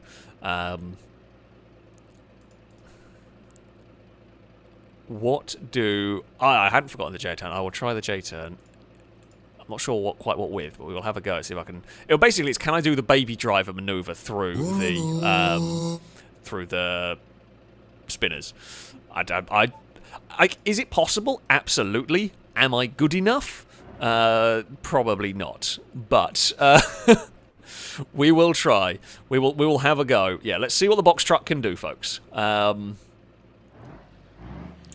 So this, of course, won't have the same sort of locking diffs as we had in the previous one. It's going to be a little bit different to the other truck. I'm going to have to go up through the gears quite quickly. The gearbox is not quite there for this level of turboing. But yeah, we'll give it a try. We will see what this can do. I don't know whether... I think the extra wheels are probably what you want. I'm slightly worried about the chassis in this one. I'm worried about the fuel tanks.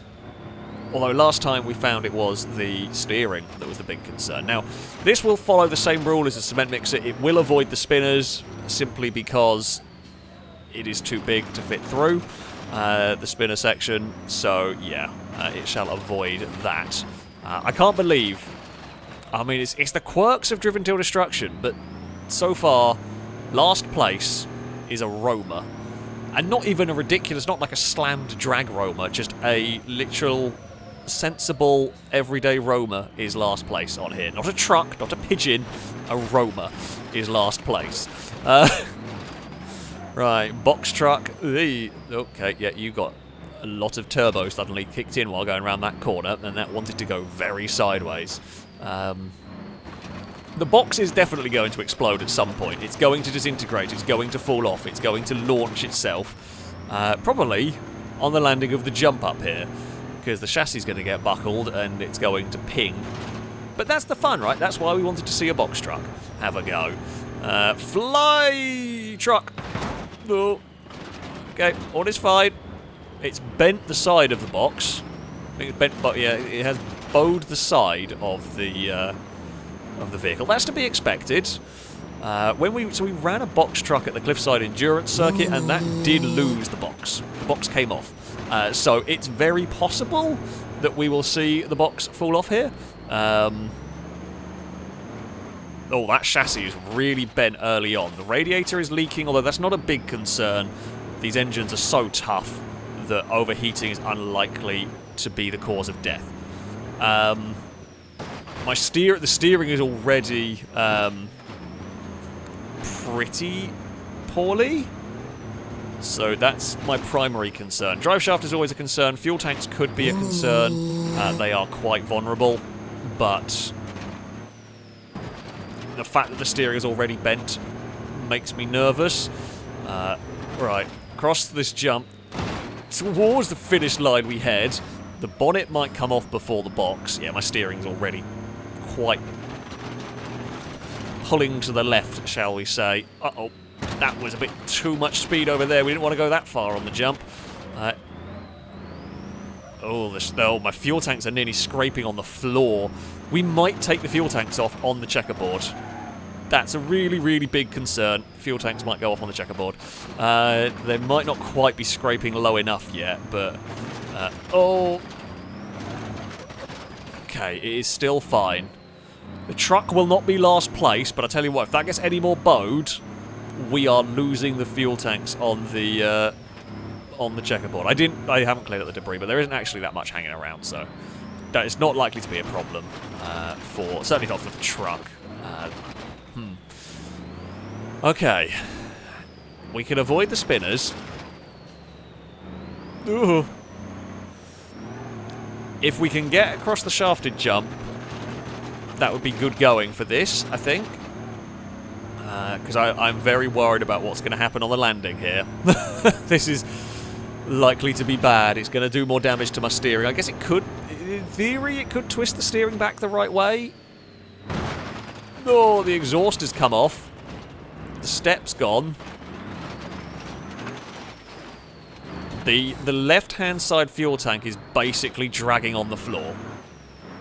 So... oh... yeah, the left-hand side fuel tank is bound to fall off soon, because the stairs that were kind of protecting it are gone. Right, here we go. Dover's a bad one for the truck, because it hits so heavy on the nose.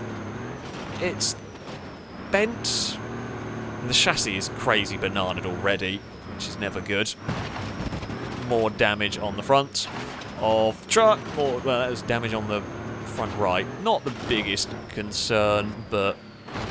oh. How is that fuel tank somehow surviving? I don't know. Uh-oh. Control issues are happening. We've slid it out towards a tree. Thankfully, the tree didn't grab the back of the truck. The other stairs are gone now. Both sets of stairs are gone, or steps are gone. Right, fuel tanks. Are you going to catch on there? No. Surprisingly, you don't catch on the speed bumps.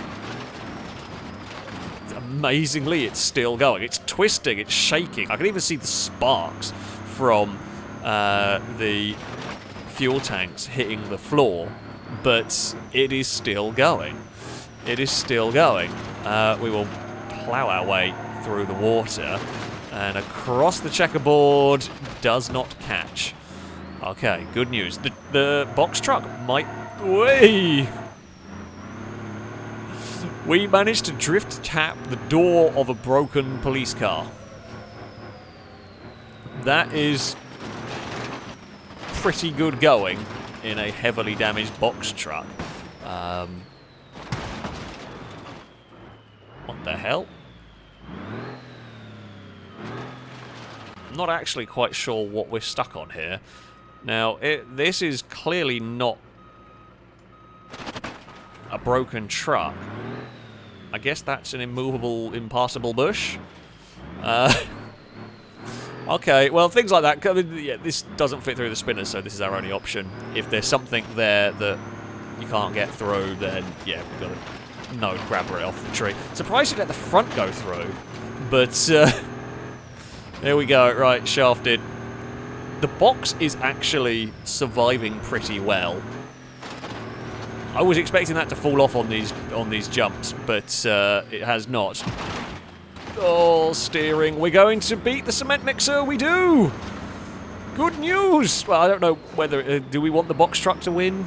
I mean, news!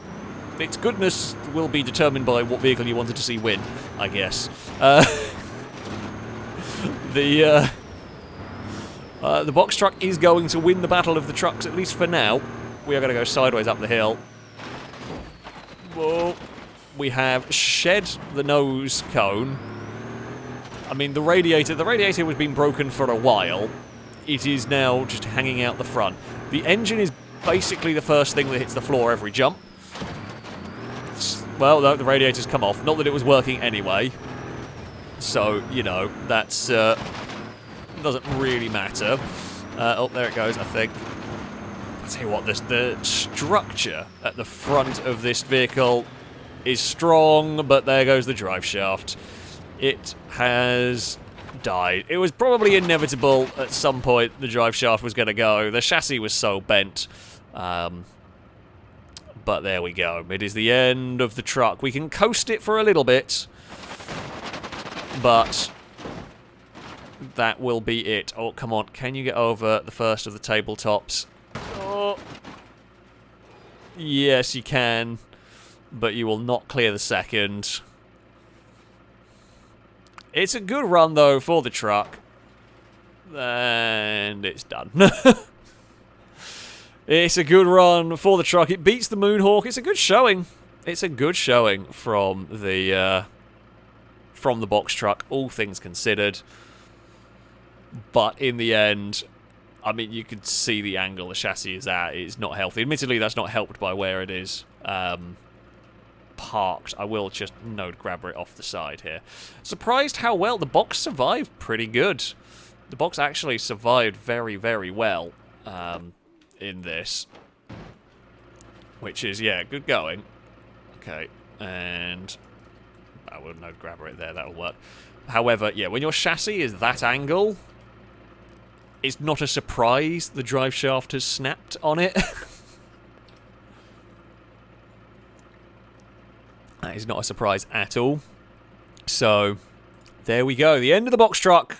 A good performance. Fun performance. Again, the truck's proving to be very, very, very tough around here. Oh.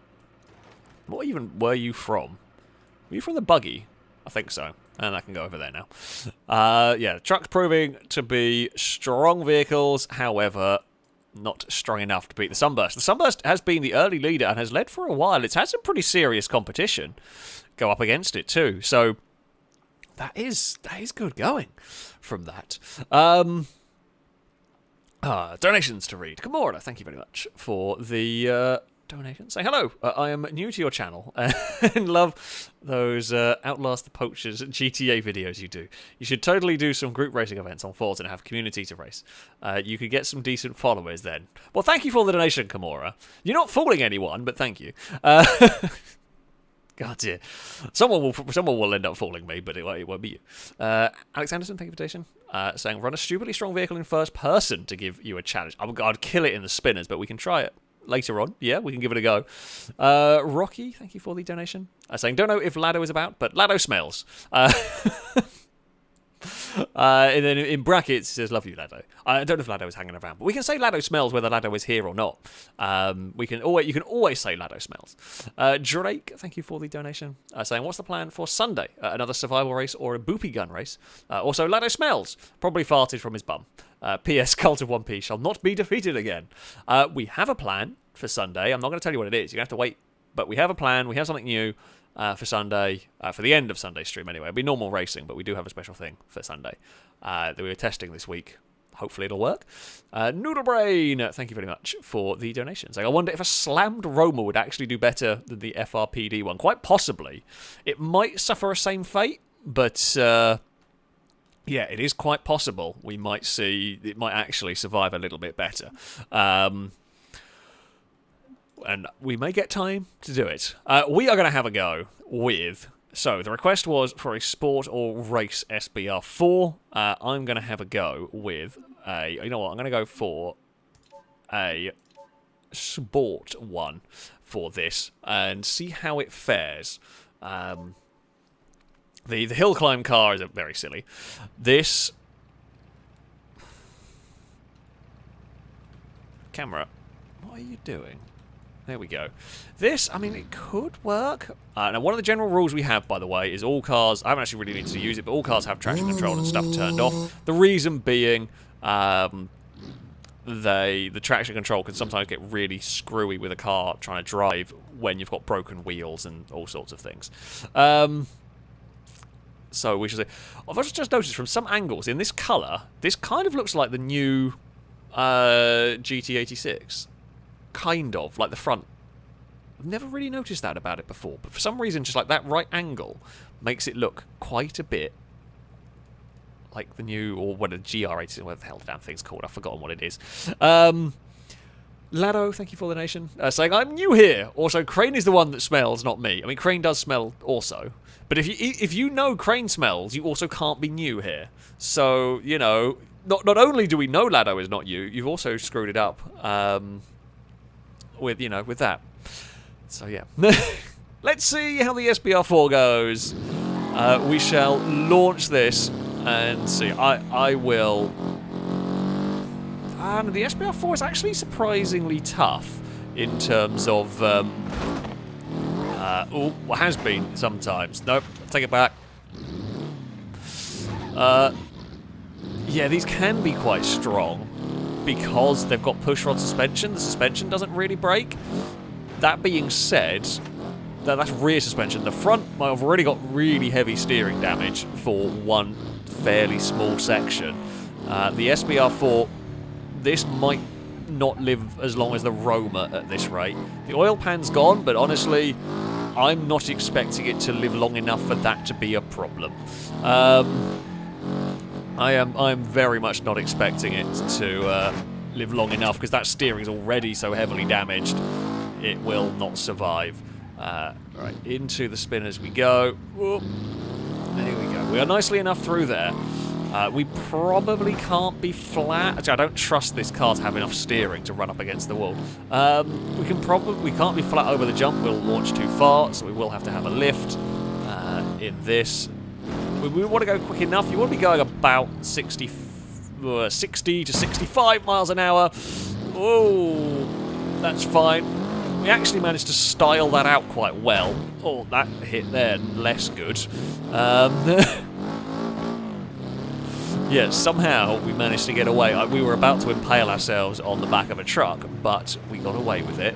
Up the hill we go. Oh, I did forget to clear the nose cone of the truck away, but that's... If we're hitting that, we're probably in trouble anyway. So, yeah, we are shedding weight. Oh, yeah, we are shedding weight as we go. The wing still works. That's always good, you know. We like to have the wing still working. The engine is a little poorly.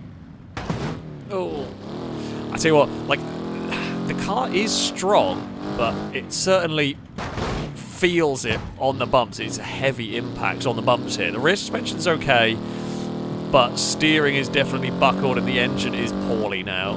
It's definitely lost some power. Oh, it doesn't like that landing. It just gets chucked about. Has some suspension taken damage? I think front left maybe. Front left might be running a little bit low. We've seen what damage that can cause to a car. Oh! Engine damaged on the water. That's a new one. Okay, so we caught the engine going through over the rocks. That being said, we are now ahead. Oh, the turbo's overheating. That's a new one. My steering is poorly. The turbo's overheating. The engine took a whack on the rocks in the river. My steering is inconsistent. Oh, that's fine. Come on, SBR4. You can go further than a Pigeon. We're now not. We're not going quick enough to have too many troubles actually running further up there. We are, yeah, negative boost is bad. We've lost turbo. The turbo's gone. That's had it. We're now not very fast. We're actually going to have a bit of a nasty impact, I think, on this. But it's still trucking along. We beat the Pigeon. So, that's something. The temperature's not too bad, but the oil... Loss of oil does not always do the temperature death. We are severely now low on power. I think the Pigeon was faster than this. Dover's going to hurt because we're not going to have the speed to go off this jump nicely. Oh, we've gone for a roll. That might have killed the engine. I think that's killed the engine. Yeah, the engine's gone. I don't know whether that was caused by the crash, because it did say engine damaged, but it said engine locked up and then engine damaged, and I don't know whether that damage was caused by the impact, because it was a heavy one. I think that was more oil pan related. It was definitely an unhappy car by the end of it. Oh, don't roll too far away. Yeah, it was definitely an unhappy car by the end of it. Still on a terrible run, all things considered. That is, yeah. It's definitely engine related, whether it's impact or whether that is oil. I'm not 100% sure. Certainly the oil wasn't helping it. The lack of oil, it was a long way down on power. And yeah, I don't know how long it had for this world regardless of that, because with a broken suspension, I think that engine was going to start hitting on the rocks and the checkerboard, because it's down. It's a rear engine car, isn't it, this one? There it is. So that can just get hit on stuff. But there we go. The end of the SBR4. It's not last place, though. It is not last place. It does beat the Legrand, does it? I think it does. Yeah, the Legrand went out there, so it goes a little bit further than the Legrand, which is something. But yeah, not much. Yeah, it did say engine locked before it said engine damaged, so I think it would. I agree. I think it was. Yeah, Rob. I think it was oil related that failed. But either way, I don't know how long it would have lasted, regardless of that, because of the problems it was having. With the suspension.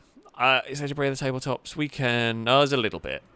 Not the worst, but we will clear that, because that can get chewed up in a wheel. So we'll chuck that in the grandstands. The bumper can sit and watch from there. And that is the end of the SBR4. It was fun while it lasted. It just didn't last all that long. Right, what have we got next? I believe... we have got a Pumobile. He's going to run next. So this will be a brown classic muscle car of some description. Now, we've had a Moonhawk go already. The Barstow would be closer to the Pumobile, as the Pumobile was a Sabre Turbo on GTA, so it will be a Barstow. Now, the Barstow had notoriously glass drive shafts. Will it still have the glass drive shafts is the question. We're going to go for a bigger engined one. We are going to... it's not really brown. We will go... Don't worry, we'll reload it and we'll get the thing. I will... see what we can do. I have a feeling that this is not going to live astonishingly well, but we will try. I don't actually know if I can get a very good brown... I hate trying to deal with these. Paint 2 is actually kind of... Oh, come on. I've managed to lose my cursor. I guess kind of like there-ish. It's kind of a Pumobile. I'm not going to spend forever going through with that. It's definitely brown. You would absolutely say that was brown. So yeah, that will do. What do we reckon, folks? Drive shaft blow up on lap 1? It's distinctly possible. Distinctly possible. I'm hoping not, but we will have to wait and see.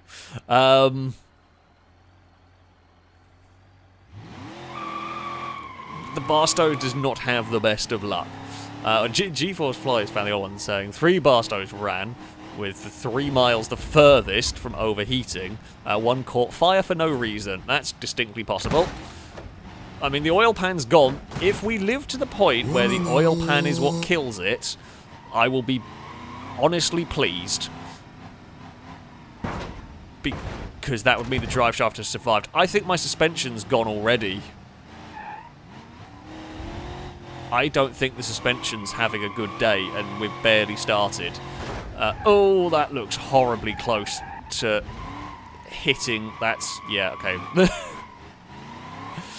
I have a feeling suspensions are going. Suspensions are collapsing on this car, and that's already looking like a bad time. It's my oh god, my rear suspension's just gone. I don't think there's any rear suspension left on this. Oh, I almost overdrove that. Yeah, I don't think I have any rear suspension left at all. Certainly not on the rear left. So if we hit bumps, that is going to probably shatter the drive shaft. This jump that's coming up, if we can survive this, that would be good. We need to be going about 60 miles an hour. The exhaust has come off. Don't do a front flip. Oh, there we go. We knew it was going to happen. Oh, I actually hoped, because it landed quite on the nose, and I was hoping that might stop the drive shaft problem. I'd hope if it hit the nose, it would come down like more gentle on the back of the... No. Funnily enough, the drive shaft is still made of glass. God damn it. Oh, Barstow. The suspension was that. The suspension probably didn't help that. But that is just made of nothing good. It's 1 mile. It's terrible. The V8 Pumobile is done. And that is, well, we tried. I really hope, because the drive shafts have got so much stronger in the trucks, I really hope that would be transferred to the Barstow. I was very, very wrong. Well, sorry. Who was that one? Who was that one for? Miando, I think. Do apologise. It just did its thing. Oh, the Pumobile did not do very good. Donations. Crado Smells? Yeah, that works. We'll go with that one. Don't think you'll make it through the spinners with the bus. Challenge accepted, question mark. I can tell you right now, you cannot make it through the spinners with a bus, but before the end of the stream, I will have a go, and you can laugh as it doesn't make it through. So yeah, we'll give it a try. Golden Piggy, thank you very much for the donation, saying, hello, I am new to your channel. I have a very fun video idea for you. Get the crew from the GTA racing together and have them hunt you for an in-game day-night cycle while you try and hide as an NPC driving around. Could be fun. Oh, it sounds like a wonderful idea. I'm sure it'll catch on. Also, I recognise the name. I know the name because you've had a bunch of clips in the FailRace episodes. So, I mean, a good try and all that, but yeah, not quite. Not quite. But thank you for the donation. Christian Sweden, thank you very much also for another donation. So thanks for streaming Driven Till Destruction. I mean, I'm really enjoying actually streaming this. It works really well as a stream. The format for a stream, I think, does work very, very well indeed. What is going on with my computer? There we go. That's a bit better. So yeah, I'm very much enjoying doing this as well. Our next vehicle, I think, is for tuning. It is basically the Knight Rider Wendover. Wendover was strong in the past. However, oil pan damage could kill it. Speed could be a concern. For this car, the Knight Rider version is very fast, so it's going to hit jumps with a certain amount of pace around here. If the oil pan survives, the Wendover is very strong. But the oil pan could be a concern. And I mean, I don't know what else might break on this car. We will have to wait and see. Could we see drive shafts going? Possibly. Oh, does not like the water. That's something to take away from that. That just aquaplaned its way towards the rocks. Ooh. The engine almost stalled. I think some suspension's taken a battering as well. It feels like it's tipping around a lot. Oh, we have wandered off the course. Not the worst thing. Like, this will get away with it. Frame rate is starting to take a little bit of a hit. We might have to clear up some cars at some point just to bring the game back to life. I think we're going to have more cars run around here than we've seen in the past. We haven't, outside of the Sunburst, we haven't really had any long-lived vehicles. So, yeah, I think we'll have to clear up some of them. Not quite yet. Oy, okay, slow it down a little bit. Again, won't be able to go flat up here. You will jump too far and just hit the wall. Ooh! Okay, well, we've damaged the induction system. Not completely killed it, though. It's still got some boost pressure. So we've probably lost some, but we've still got a bit. Whee! I'm going to crash into the Legrand at some point. I just guarantee every time I turn into that corner to slide the cars through it and then realise at the last second, oh crap, there's a Legrand in the way. Whee! No, we're fine again. No problems there. Well, minor problems there, but it's not really done much more damage than is already on the car. It really likes landing on the nose. The radiator is gone. Overheating is going to happen, basically, with this car. It's will something else kill it before it overheats? That is the big question. I mean, it's taken some big hits. The suspension is tough on this, although no, don't fly like that through the air. It's buckled the front left. The front left is at a silly angle. We are good to go across. So it's not catching on the speed bumps yet. The tabletops are painful. Front left suspension is down. Not completely, but front left suspension has taken a heavy battering already. Really doesn't like the water. Well, now the turbo's dead completely. We are back to negative boost. That's not ideal. That is not ideal at all in this. Although we've still got enough power that it's fine. And we do still have enough steering. Like, we're not running out of steering for the moment, but yeah, it is a concern when it's that heavily damaged. I'm going to have to clear some cars up because it's actually very difficult to get through the spinners with frame rate being a little bit funky. But that's fine. We'll do that before the next one.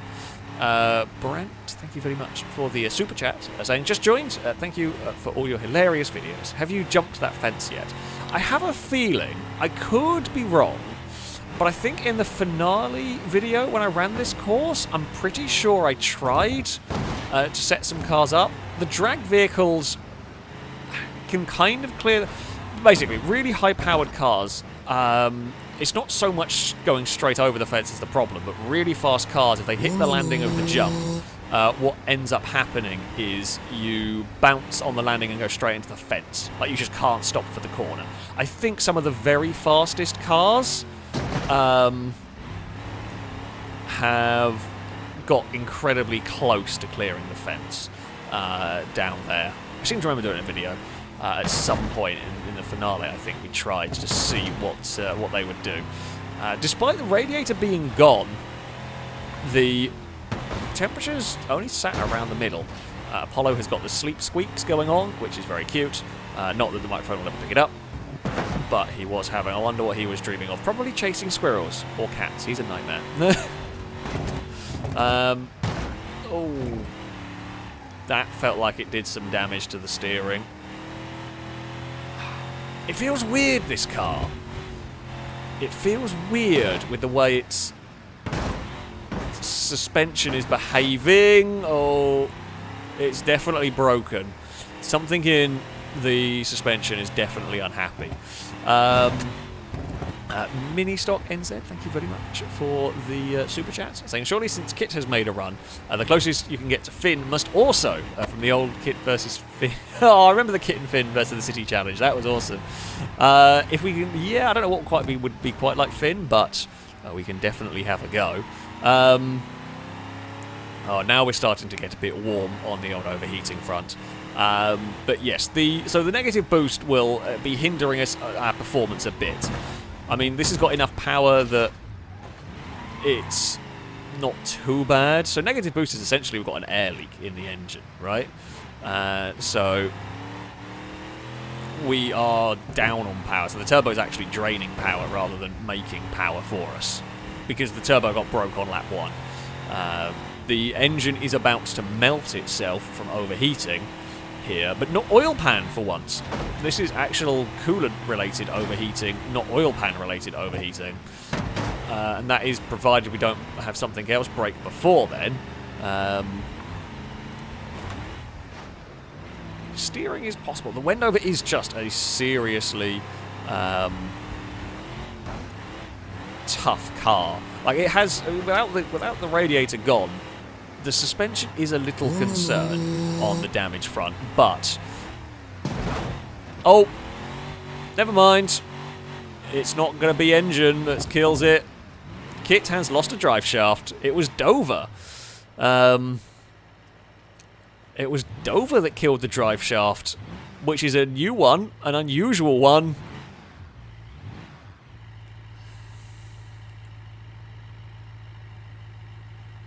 And that is the end of that. The engine was pretty close to melting. However, that was the actual, the impact snapped the drive shaft. And there we go. It's another solid run. Nothing crazy spectacular. From that, I thought that might go a little bit further. But it did not. It did not. That is the end of Kit. There we have it. Now I'm gonna remove some cars. The Legrand, this can be removed. I'll probably remove most of.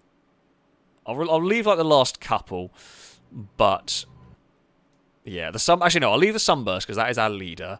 We can get rid of the Buggy. It's mostly out of the way. You barely even see the Buggy. It's mostly out of the way. Right, Pigeon. I mean, you were funny, but you are no more.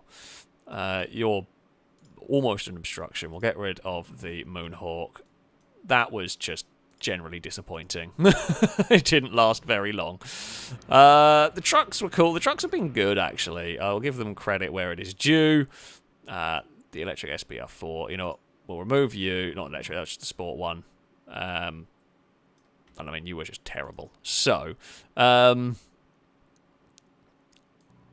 that can remove. So there we go. Okay, we've tidied it up a bit. We will go on to the next one. Michaela Rudolphson, thank you very much for the super chat, saying if you can make the cannon faster, see how that would go. I don't think I can, unfortunately. I was reading chat and was wandering off with the camera. I don't think you can. I don't have a mod for it anyway. So yeah.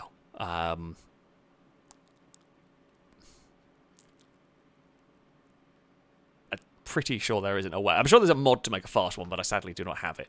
So yeah, sadly no cannon can go around here. What are we going to be driving next? Let's have a look back. Not there. Oh, I didn't. Sorry, I just realised I missed a donation. Turnip Gaming, thank you very much for a donation. This was from a little while ago. Saying, I have a question. What did you have for dinner yesterday and today? Also, I have a pun. Why did the man go deaf for 5 hours? Because he got Koenigsegg yes code. I'll sit myself out. I'm just going to give you a boo on that one. But what did I have for dinner? Yesterday I had spaghetti carbonara, which was nice. And today I had KFC, which was cheating, but also nice. So, yeah, that has been my dinners.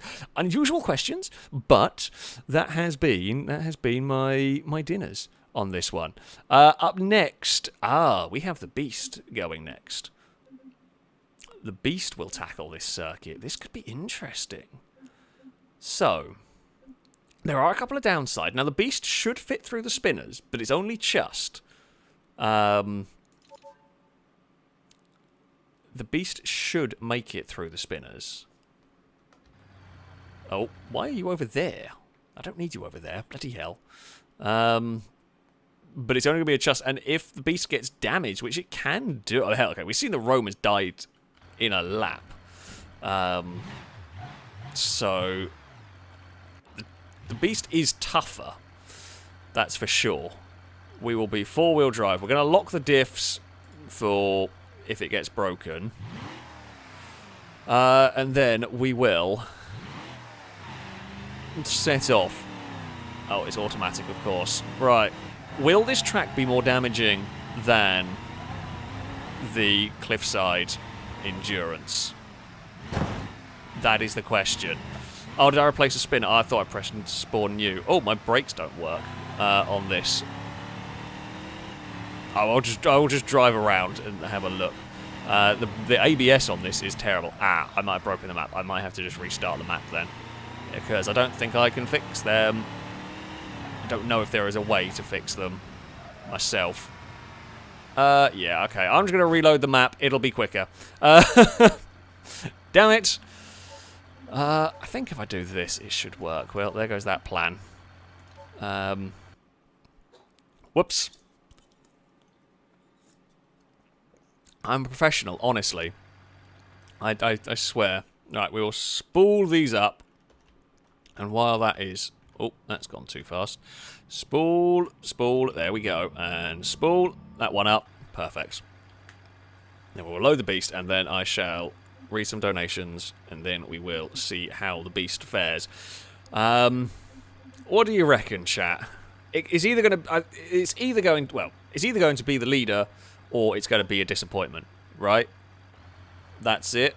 I have now, in my remembering to make sure I don't remove a spinner, I spawned it new instead of that. Anyway, donations, yes, sorry. Neapolitan Afterglow, thank you very much for the donation. Saying thanks for the stream. If you're able, I wonder how a base model Camry would do. I hear it's a very reliable car. Also, I think I heard someone say that red paint makes it go faster. Of course, red paint makes all cars faster. I don't have the Camry mod installed at the moment, but if we do have time, I'll drive like a base model Covet or something that will kind of be, I guess, fairly similar. Buggy? Sure, we'll go with that pronunciation. Thank you very much for the donation. Saying to ground things a bit, could we see a low-spec Pizima run? Again, I will absolutely try. Turnip Gaming, thank you for the donation. Saying, I have a pun. Why did the man... Oh, sorry, I just read that one out. That was from earlier. Yeah, sorry, I apologise missing your donation earlier. Also, I also have a question. What is your favourite takeaway to have for dinner? Well, I mean...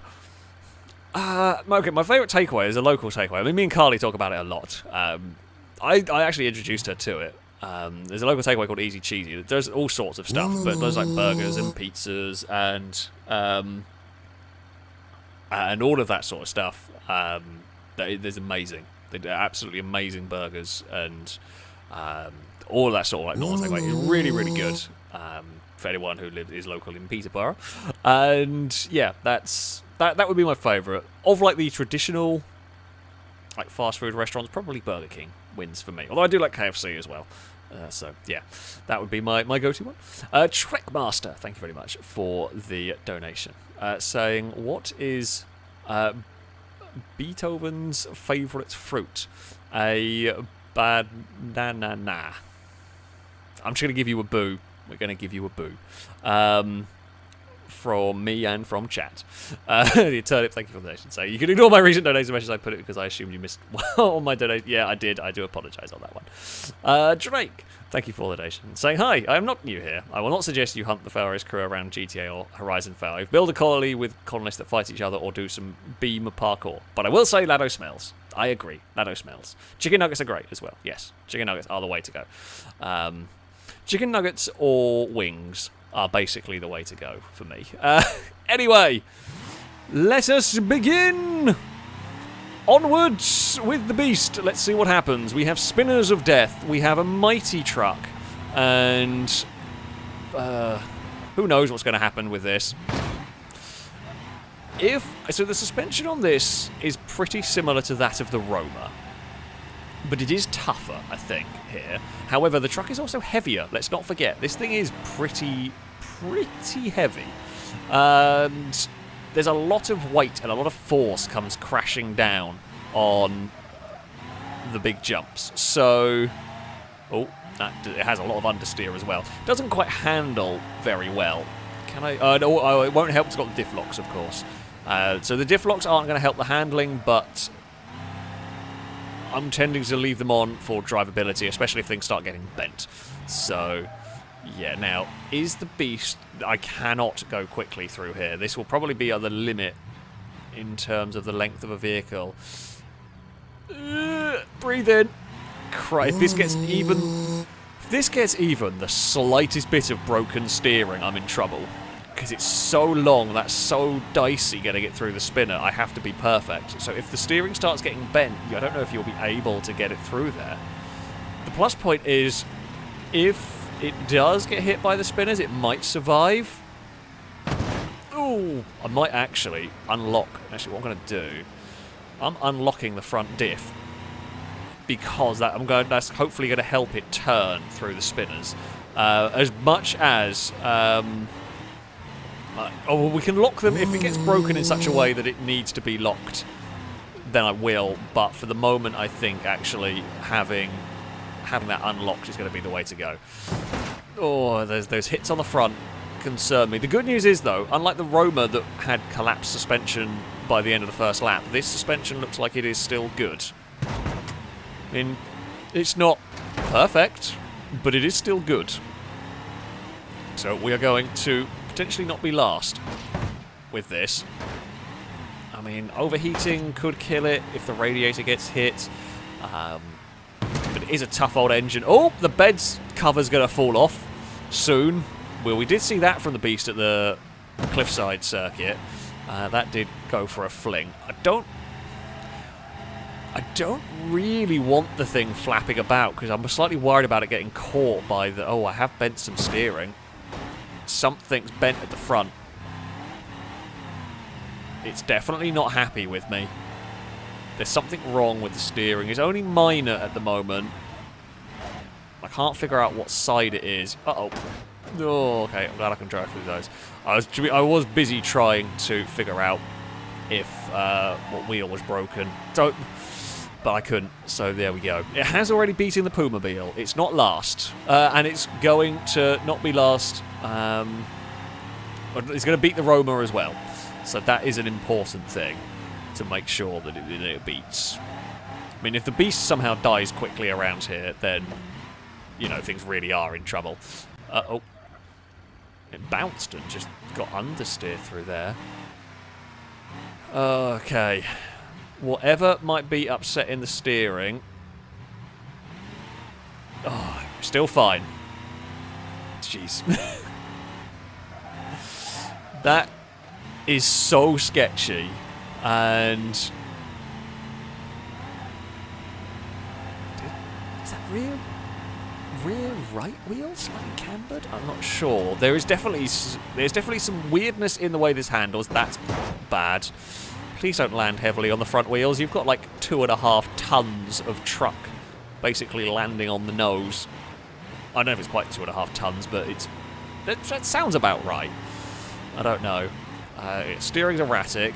The bed cover is clinging on for dear life at the moment, which is quite good. We will, hopefully, we can carry speed over Dover. Oh, there goes the bed cover. That's always likely to happen. That's not really a critical part of the truck, right? That can fall off. Although the front, you know, that front does not look like it's suspensioning as much as it was to begin with. Front left in particular looks like that's collapsed, doesn't it? It's pushed down a lot. And that's because it hits really hard on the nose around this course. I think the front suspension's in trouble. I think the front suspension is in serious trouble at the moment. Now it's... Oh, yeah, that really doesn't feel good. It might get away with not braking itself quite yet on the checkerboard or in the water section or anything, but it's a concern. No, we're still tall enough. Okay, that's good news. The good news is we're not getting caught on the checkerboard yet. Bad news is we keep bananaing the chassis over the big jumps. And the other thing is yeah, with no suspension, all the impact goes through the car and it's going to be just a bad time. Steering on this is garbage. It's so understeer. I admittedly am driving it probably a bit too fast. Well, the rules are I have to drive the vehicles hard, right? I'm just slightly misjudging what you can get away with in the Beast. It is making its way through the spinner's chust. We are really talking an only chust section there. Right, come on, Beast. We can do this. Well, we know this is about to be a painful hit. And fly! I don't know if I want it to land on the nose or to land flat. I'm not even sure what's better or worse. Yeah.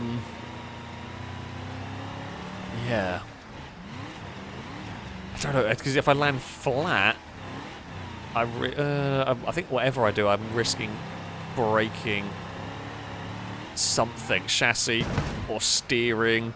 There's more impact on the front left wheel is a concern going on here. I mean, it's doing its thing. I don't know how far away it is from beating the sunburst. This is the vehicle that you would expect to beat the sunburst. But that is serious concern on the front left wheel. That can't survive forever like that. But yeah, we will see. Rear suspension's okay. I can't decide if the bed part of the pickup truck is now thinking about parting ways. I think it's just like flexing from the chassis. We know it does kind of flex a lot. The horrible crunches every time. The front left, I swear the front left is getting way lower. It's getting lower every time. It definitely feels like it's lower this time around than it was last. We're up to second place now. That's good going. The sunburst does have quite a big lead. Nothing has really survived particularly well through here. So it's got a couple of laps to go, I think. I think the thing with this is a lot of the lap doesn't really do much to it. Like a lot of this part of the lap got a lot of understeer. This part of the lap, I say that, I know it's going to get killed in a stupid way, but this part of the lap doesn't actually do much damage to it. Unless, it gets caught in the spinner, that would kill it. But we are still going. We are still going for the moment. Okay, shafted jump. Here we go. Ready for flight. Oh, that looked bad. Actually, well, it's bent the front up enough to have popped the bonnet open. Oh, front left's got worse. Yeah, front left's really got worse now. It's hopping through the corners. That's a new level of broken. I think we might end up losing a front wheel at some point soon, especially if we keep landing on it. The problem is it just naturally seems to twist itself to hit that corner almost every time. The front right has definitely got a little bit more life in it. The thing is, even if we lose that wheel, it's not the end of the world. We can lose the wheel and the truck's still going to drive because, you know, it's the beast. One more lap to go and we beat the sunburst. I mean, we expect it to. Although if we lose the wheel, we then have a really big problem going through the spinners, because I don't think we'll make it because our steering will be too knackered, pretty much. Here we go. Okay, it's not catching on the speed bumps at least. That's something. Oh, God, it hits so hard across there. Everything looks like it's flexing. Everything is hopping about wildly as we take these corners. We have gone a little bit straight on there. Oh, we will dive through that section. Okay. Please make the corner. Please make the corner. Oh.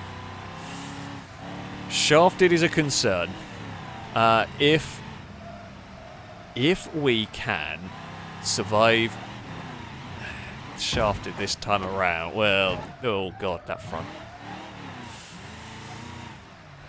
I mean, if we survive shafted this time around, we will take the lead with the beast. Yeah, hit the door. Don't care about the door. Door's not important. But shafted could kill it. That's the next big test. The rest of this, it's completed. Oh, that front wheel doesn't turn to the left very well anymore. It's still making it, but it's definitely not turning as much as it should do. It looks like the whole frame and body and everything is twisting. Oh, it took a big hit, but it's still alive. The beast shall take the lead. Yeah. It'll take the lead, and I think it will be difficult to go much further. This track has been incredibly destructive, because this is one of the toughest vehicles in the game, and it is looking in a sorry state, pretty much. Oh, again, big hit on the front. Steering is getting worse. It survives Dover for another time around. I mean, there's still like 3 more big jumps until the end of the lap, because you've got that one, you've got that one, and then you've got a couple on the tarmac. And yeah, I'm concerned about this through the spinners. The steering is getting worse.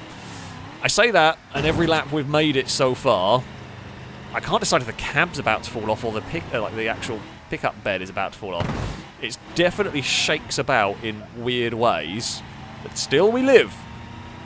Still we live.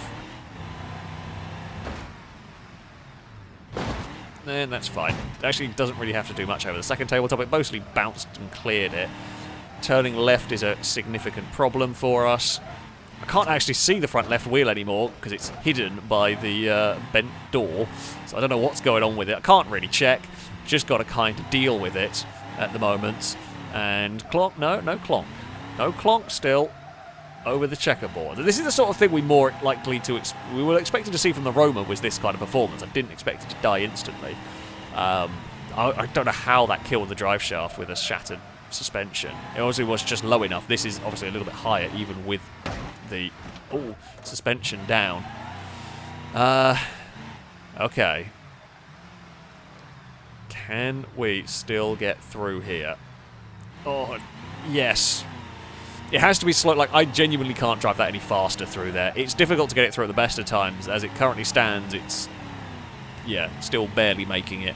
So we've got to be very, very slow. And that's that, really. Shafted jump. Here we go. Well, if anything, I think that bent stuff better for us. The front right is still looks like it's got some suspension travel. It still looks okay. I'm amazed the radiator hasn't died yet, because it's hit the nose a lot, and this is a big vehicle. So yeah, I'm very, very surprised the radiator's okay with this. Oh, well, we can tap that slightly. That's fine. Clonk, and another big clonk through there, and it's still doing okay for us. Yeah, the cab is actually starting to shake itself loose. Now, if the cab falls off, I think maybe some of the structural... Not that there's much structural integrity left on this, but what's left of it will probably go. Oh. Something is giving us... Oh. We have a problem. The oil pan's gone, that's a problem. My front left wheel is also all out of shape and not always working properly. So that's got bent and is in a funky angle. Can't really show it very well while trying to drive, but yeah, the oil pan is gone. That will kill this now. But the bigger concern I have is that wheel. If you see, if I let go of the steering, it's now steering the wrong way for it. It doesn't sit anywhere close to straight. Oh. Can you make it through here? Do you have the steering lock to do this? We can definitely make that part. Oh. Okay, we do still have the steering lock to do it. It's taken a chunk out. I knew I was going to have a problem turning. That's why I ended up steering slightly into the first one, because I knew I needed to get it all the way across. It's worked. We got through again, and it was only, you know, body damage, not mechanical damage. Although I say that. Oh, no, it's worse than that. Oh, it's really bad. Things have gone very badly wrong for me. We've lost a front drive shaft. I've just seen what's happened to the front right wheel. That's all collapsed. Yeah, the shafted has done some damage.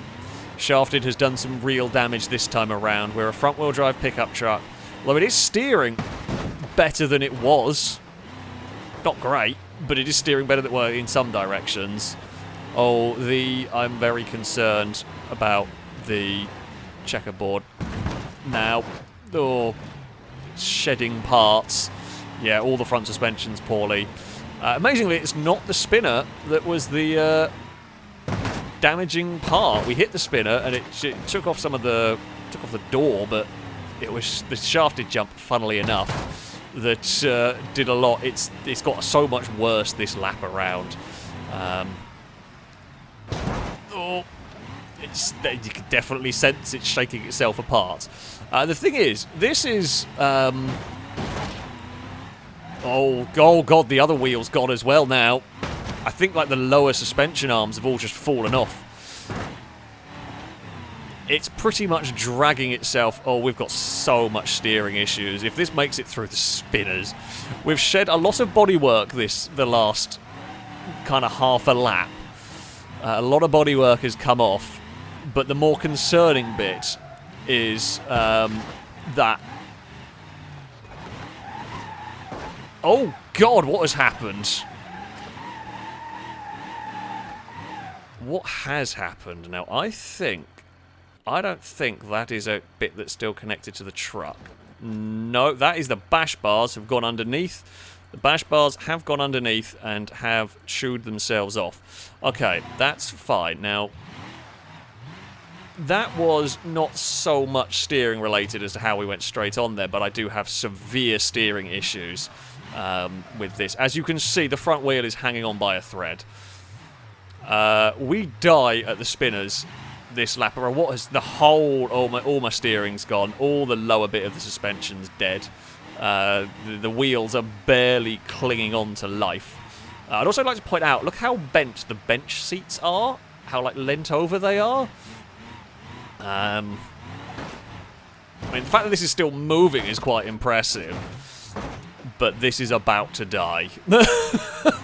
We are heading to our demise, because we might get it into the first part, but I don't think we get it out again. No, I can't steer. The steering's just decided to stop working. No.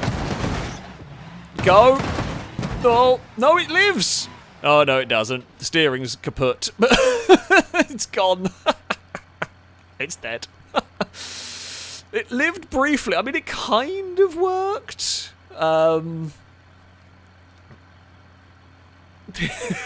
It's just a crumpled mess. Oh, yeah, the wheels were held together with some string cheese by the end of it, I think, on that one. Oh, yeah, pasta noodles work too. It's a dead truck. I tell you what. I mean, it was death by spinner, but that was basically dead before then. It was doing really well. It was surviving for a really long time. And then one landing from shafted seemed to just break all the suspension. To like break the lower suspension arms or something from that. Both of the front, and then it was just flapping in the breeze. And that is the end of the truck. That was the end of truck. It was a great run. It was an entertaining run as well. Sometimes, like, I'm always worried about the really strong vehicles when you run them, that they're going to be really boring runs. But that one was not. That one was not at all. Which is always good. I don't know where the front of the truck ended up. I'm just trying to remove bits of truck that got spat over there. Oh, there's a bit of truck. What's that? Is that the radiator? Ah! I found the radiator! A bit of truck ended up... Oh, there's a bit of bumper. I don't know if that was from me chucking it, though. Yeah. It was a great run. It was a great run. But in the end, well, the beast was always going to succumb to something at the end of the day. And steering failure does kind of make sense on that one. It's how it went, how quickly it died when it went to go, you know what, that can stay up there, that's fine, was very, very impressive. So that is the death of the beast. Right, before we get the next vehicle underway, let's just get back with donations. Noodle Brain, thank you very much for the donation. I say I'd agree that Burger King is the best fast food takeaway, but for me, it's because they actually have the best vegetarian options. They do actually. I've seen a couple of those advertised. I've never had any of them, but it's cool that they do. You know, it's a good thing that they are decent options as well. So yeah, always good to see places going for some variety with their food. Kamor isn't. Thank you very much for the donation. Saying, hi FailRace, new to this channel, love this stream, but have you thought about Have you ever thought of doing RimWorld? It's a little-known strategy game set in space. You're welcome. No, I will have to go and look into it. I wonder who Kamor isn't. Might possibly be. D and Rob, thank you for the donation. Saying Hungry Jack's is better than Macca's. I've never had Hungry Jack's, so I don't know. Although I'm not a big fan of McDonald's, full stop. However, I've never had Hungry. I don't think there's any close to me, as far as I'm aware. I've certainly never seen one come up, available. So yeah, I don't actually know what those are like. So yeah, there we go on that one. I think we've got the Drag Hopper coming next. Let's do it. Drag Hopper is next in the queue. I don't think this is going to last as long as the Beast. I'm just going to say that. In fact, I am pretty much convinced it will not. But the Drag Hopper could surprise. Okay, the Drag Hopper is better than you think. Hungry Jack's is the Aussie trade name. Okay. I did not know that. Hungry Jack's is just Australian Burger King. Fair enough. You learn something new every day. But yes, I would agree. I would much prefer Burger King to McDonald's. I've never been a big fan of McDonald's, particularly.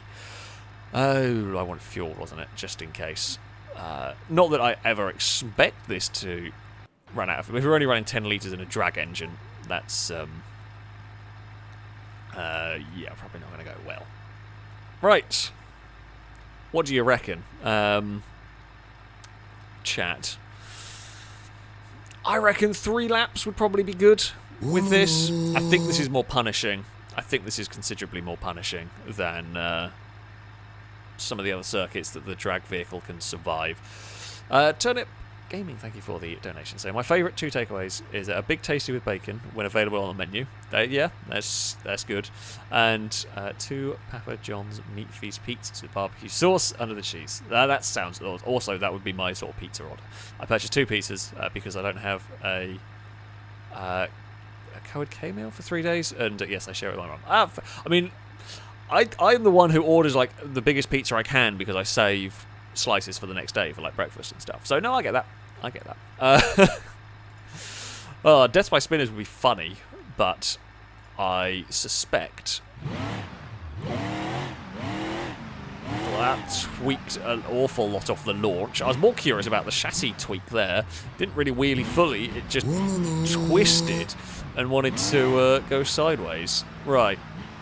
Now, so the plus point that the Drag Hopper gets, right, is it's so fast, I legit can't drive it too quick. So the rule for this series, again, if you're relatively new to this series, the rule for it is I have to drive the vehicles as fast as I can. But the thing is, I can't drive the Drag Hopper fast, or, I have to be off throttle. I can't go near full throttle because it's too powerful. It wheelies, and then the front wheels aren't touching the ground, and then I can't steer for a corner. So you don't actually often get to use the amount of power that it has. I mean, it's fun when you do, but you can't use the power a lot. It's just too uncontrollable.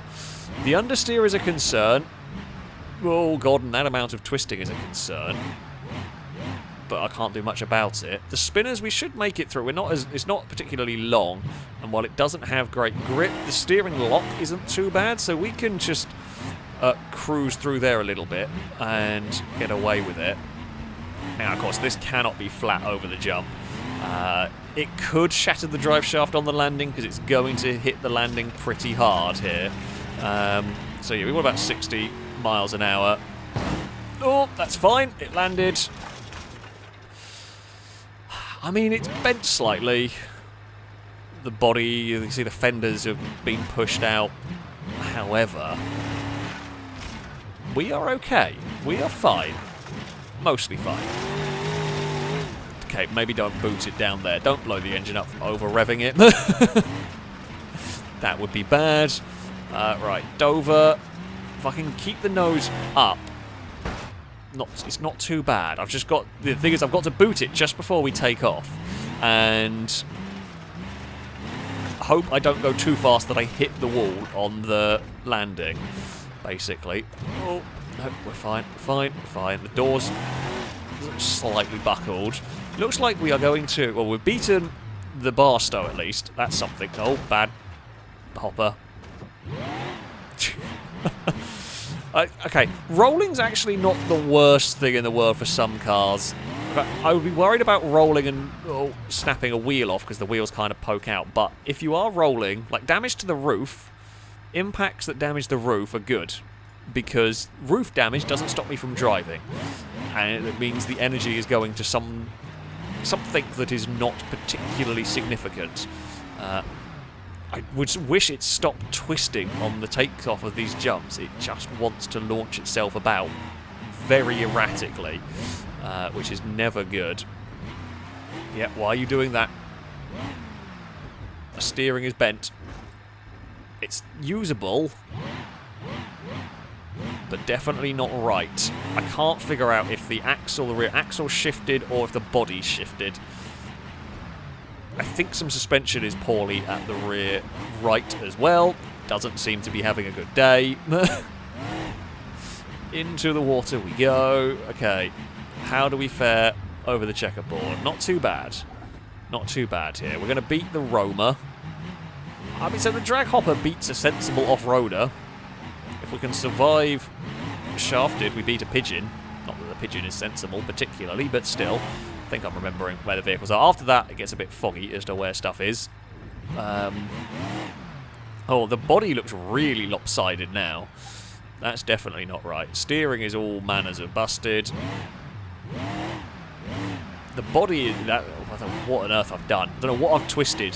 Whether it is the body twisted on the frame, whether it's the actual frame twisted. It's not helping. Really not helping.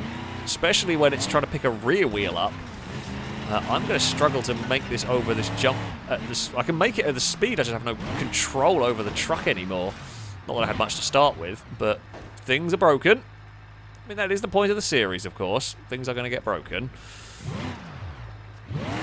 Still it lives. Surprisingly, it is continuing. The drag hopper is more resilient than you expect. It's going to suffer from the hopper steering syndrome. Oh, the front. The front is very low to the ground now. I sense problems in our future. Not only do I have massive handling problems, I also sense danger of hitting things and... Oh god, that front is just...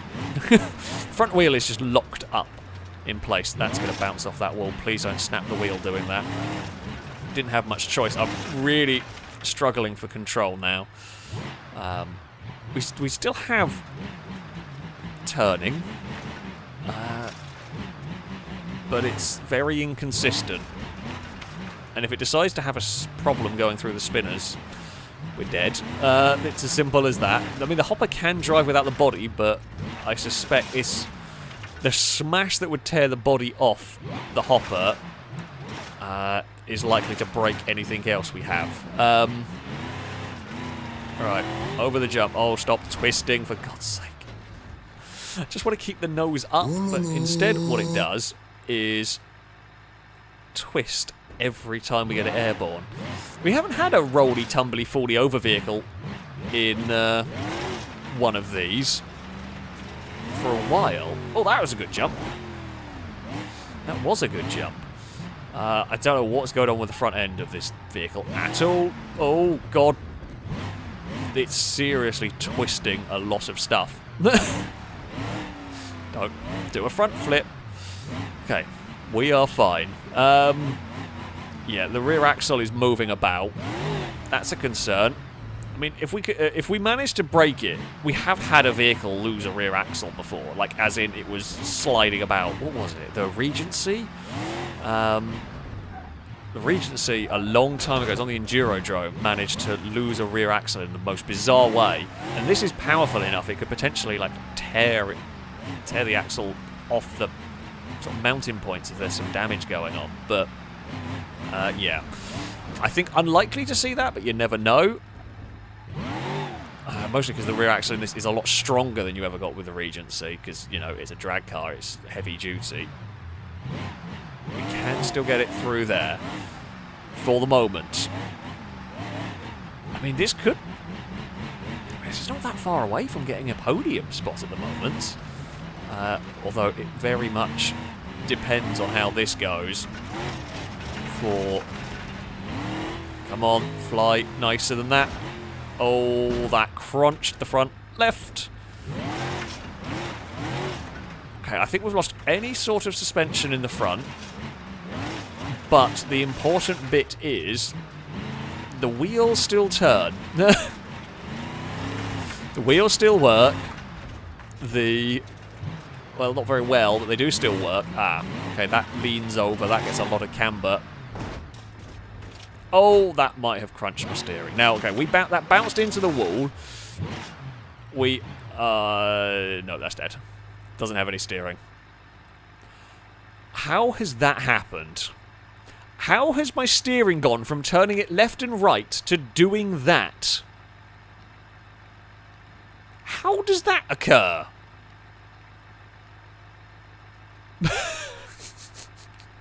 I'm not even sure anymore. What is broken? As the wheels must have slipped to the point. So, like the tie rods, like the whole front end's twisted, so the tie rods are like underneath, and like where it connects, like the steering right knuckle, and the tie rods are all underneath, so it doesn't twist it left and right; it twists it up and down. That is a new one. That is quite impressive. I'm not going to lie. Between that and the Buggy's weird steering failure, we have had some very funny steering problems. It's a happy little dancing car. That's what we've got at the moment. Oh, and I've got a dog that's woken up. Hello, Apollo. How are you doing today? You've just woken up, want to fuss, and then I'm going to guess you're going to go to sleep again, aren't you? But there we go. That is the end of the hopper. It's quite funny. It's quite a funny death for this one. And we will just shuffle you over to the side of the road. Oh, nicely done. Nicely done, silly little drag hopper. Donations to read. Let's go for these. Drake, thank you very much for the donations. Saying, what ring would be the hardest to put on your finger? A Nürburgring ring. Oh, that is going to be a boo to you, from me and from chat. Also a haiku. Drive it fast, no care. Bash, crash, spinner breaks it. Next car death, please, Alex. There shall be another car death. We shall get one of those on the go. Let me just figure out what we are actually going to be driving next. Right. Oh, Anderson. It was going to be Anderson, but it was a strong vehicle in first person. This is not going to last long. So we can go and run that. We're going to do a first person run. I don't think it's going to work very well, but we shall try. So we're going to go for a strong vehicle in first person. But I need it to be fairly small, because the problem I'm going to have is trying to get through the spinners in first person. It's going to be really difficult. So I don't actually know what I want for this. It's probably not going to be very strong. That's the thing. Actually, I don't know. You know what? We're going for the amateur rally tog rack. Might not be too bad. It's small enough, a bit of off-roading in it. We're going to give it a try. We're going to give it a try here. Lado Race, thank you very much for the donation.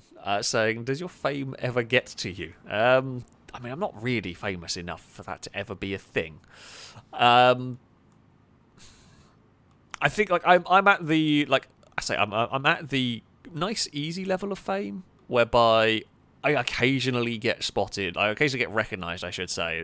Mostly when I'm at like motorsport car events, but just walking down the street, I have never been recognized. No, I've only ever once been recognized not at an event, and admittedly that was while I was driving a car. I've told this story before, but it was around Goodwood, but it wasn't actually at Goodwood. I was actually going from the where I was staying to get dinner, and this was when I had the Lexus, and a guy pulled up alongside it, and I think it was a Rover 75 with a loud exhaust, and was revving it and wanted a race. And I didn't realise it was someone who recognised the car, so I thought, you know what, screw it, we'll have some fun, we'll have a race. So we raced from like light to light, wherever it was that we were. And when we stopped at the next set of lights, they indicated for me to roll down the window, so I did, and it turned out it was someone that recognised the car from my videos. That's the only time I've ever been spotted in anything other than an actual event. So yeah, it's not really like everyday life to me. I'm not famous, and yeah,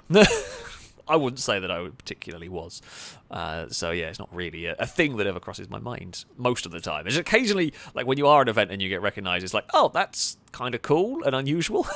So, like if anyone ever does see me out and about at an event or whatever, you're always more than welcome to come and say hello. I'm always happy to meet people and talk to folks. But yeah, it's just something that doesn't happen that often. Wendo the Cheetah, thank you very much for the donation. Saying, not new here, but how about sometime trying to race Chitty Chitty Bang Bang around a circuit on Microsoft Flight Simulator? Is that a thing that can be done? I didn't even know if that was a thing that could be done. That's kind of cool. I now want to race Chitty Chitty Bang Bang around a circuit. That sounds fun. D and Rob, thank you very much for the donation. They're saying the drag hopper reminds me of Brum for some reason. It's got character. It's got character. That's what it is. I'm really worried if the bonnet comes up with this one. We might be doing a blind driving challenge here for the rally spec car. We shall see how it goes. Oh god, I have not driven in first person in this game for a very long time. My sense of speed is going to be all sorts of wonky here.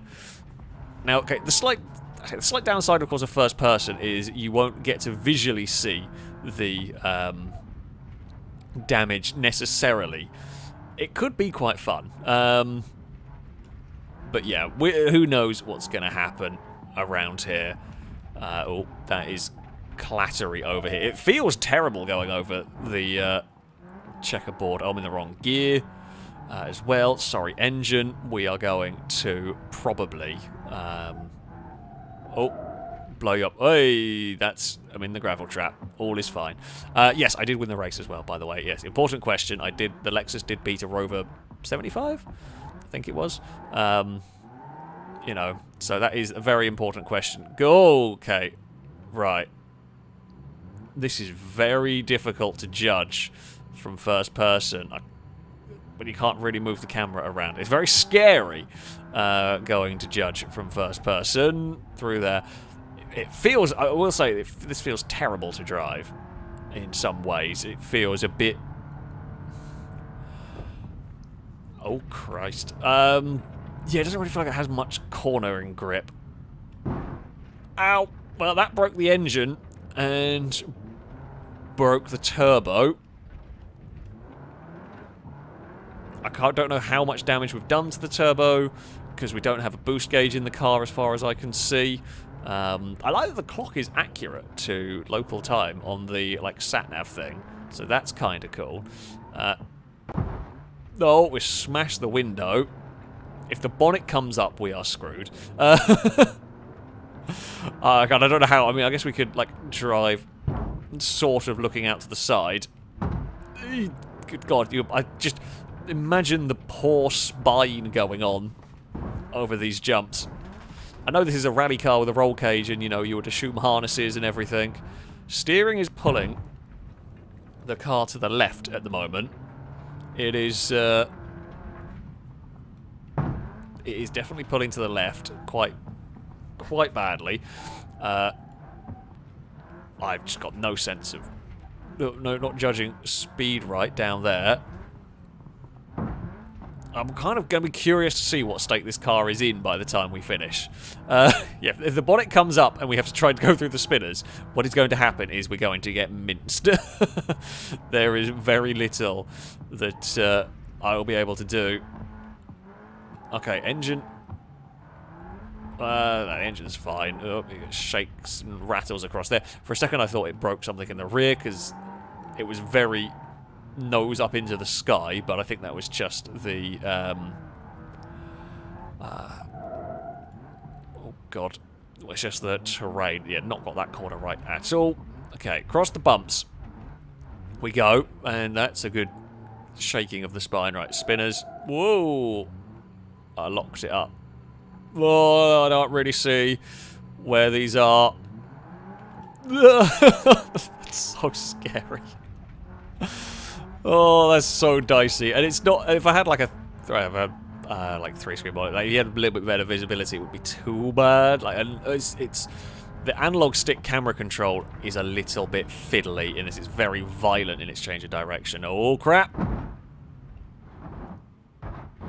Oh, we might be dead. We might be out. No, I will have to leave. Oh, I think I see a problem. Even if this does drive, which it does not. It does not drive. It is down a drive shaft. It is out. I should have actually gone for that camera. Oh, no, wait, because that was just shift to C, sorry. It is out regardless. No more drive shaft. I mean, that wheel's gone, and the bigger problem is that wheel. I wonder how long that wheel was gone. I suspect that wheel went in the roll. But, yeah. That is that. That is the end of that. Yeah. That is a smashed up car. It was a heavy impact. It did the twisty roll. There's the problem. The Tograks don't have the strongest wheels on them. They can bend like that. I mean, it's quite impressive that wheel didn't snap off at that angle. But, oh, there we go. Right, before we do end the stream, there are a couple of challenges involving the spinners we are going to have a go with. First challenge, well, okay, the first challenge we'll do, because I'm pretty sure it's impossible, is to try and fit a bus through the spinners. Mostly because people want to see the bus get torn apart by the spinners. I'll have a go. I'm pretty sure I have tried this in the past, and I'm pretty sure the bus is too long. So we'll give it a couple of goes. And then I've got to try and do the Baby Driver, like, J-turn through the spinner, which I really think I do not have. 100% you can do it. 100% I don't have the skill to do it. Right. If we... No. Nope. That's... I've made a J out of my bus. That's definitely not worked. So my goal, my plan was, if I try and hug as close to this, I've got to hug as close to this spinner as I can. But oh god, can that even fit down there? Even if we didn't have the spinner on at the next part, I don't even think we can fit down there. Okay, I'm trying something. It's a weird plan, but it might just work. No, don't push me into that. I'm trying to reshape my bus. We're doing some on the fly. Ah, no, no! Oh dear.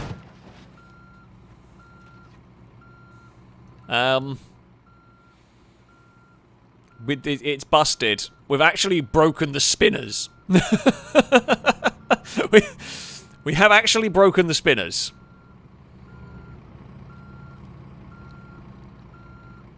I love that the beep is still working.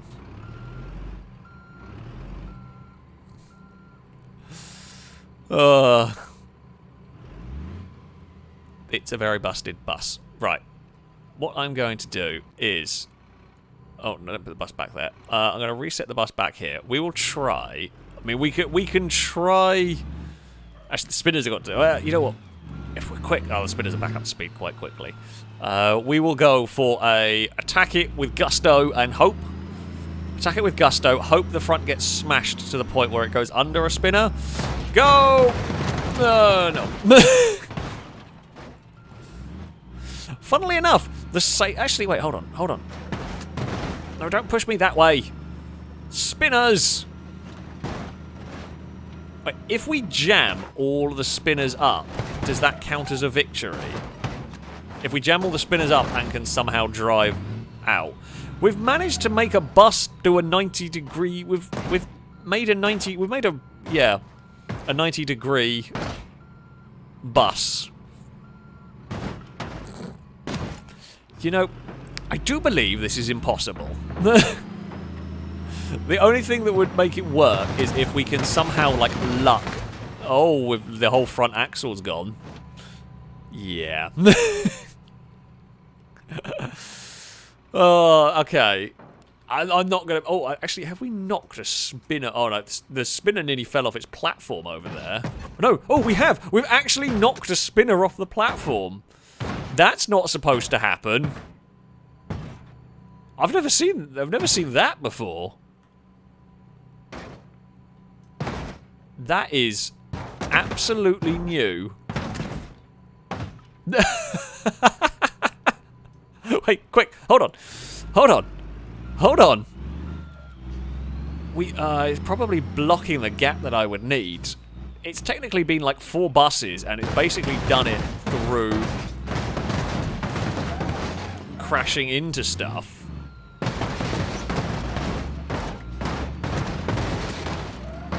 Oh, I can't quite.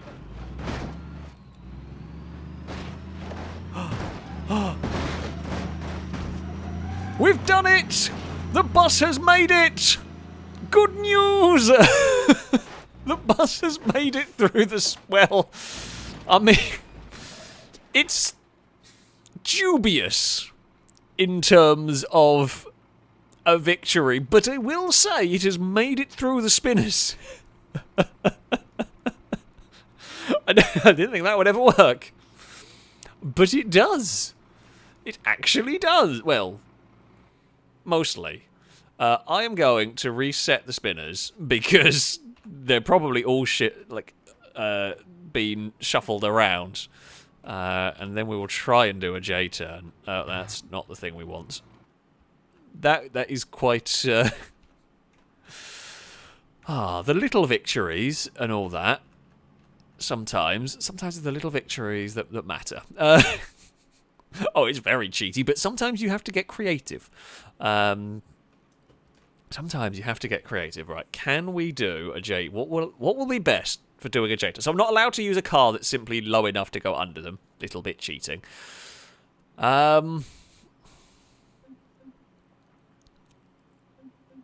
200 BX might actually slightly cheat its way underneath it.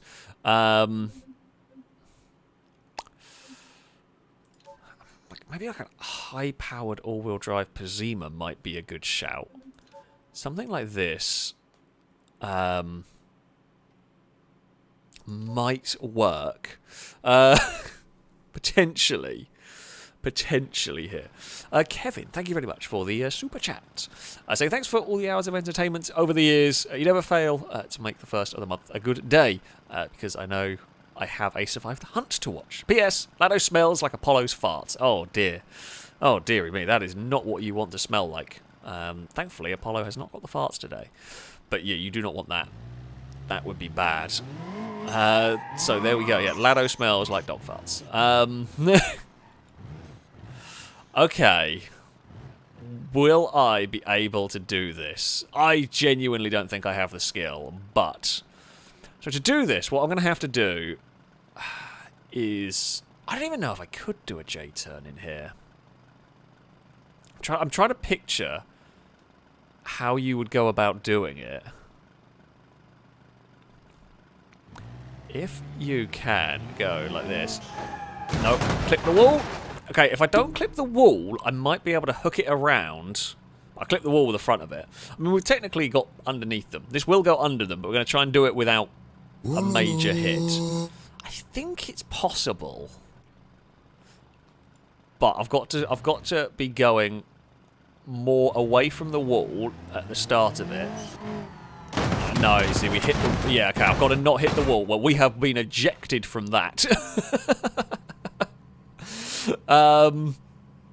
We have been ejected from that. God, thank you for the donation. Saying, put the spinners to maximum power or be smited. Smutted. Smutton? I know, you know what I mean. Okay, I mean, to be fair, the point of this challenge is if we hit the spinners, we kind of die anyway. So sure, let's go for like 100-mile-an-hour spinners. Yeah, we tap these, we're dead. I mean, this is going to be Oh. I've got to... Oh, it's really tight with the wall. That's the problem. It's this car might be too long. I might need to go to a covert. I'm not going... Okay, I'm not... Oh, that would have worked. I just wasn't going quick enough. I need more speed. That will work. 100% there is a line in there that is going to work, but I need more speed to make that line work.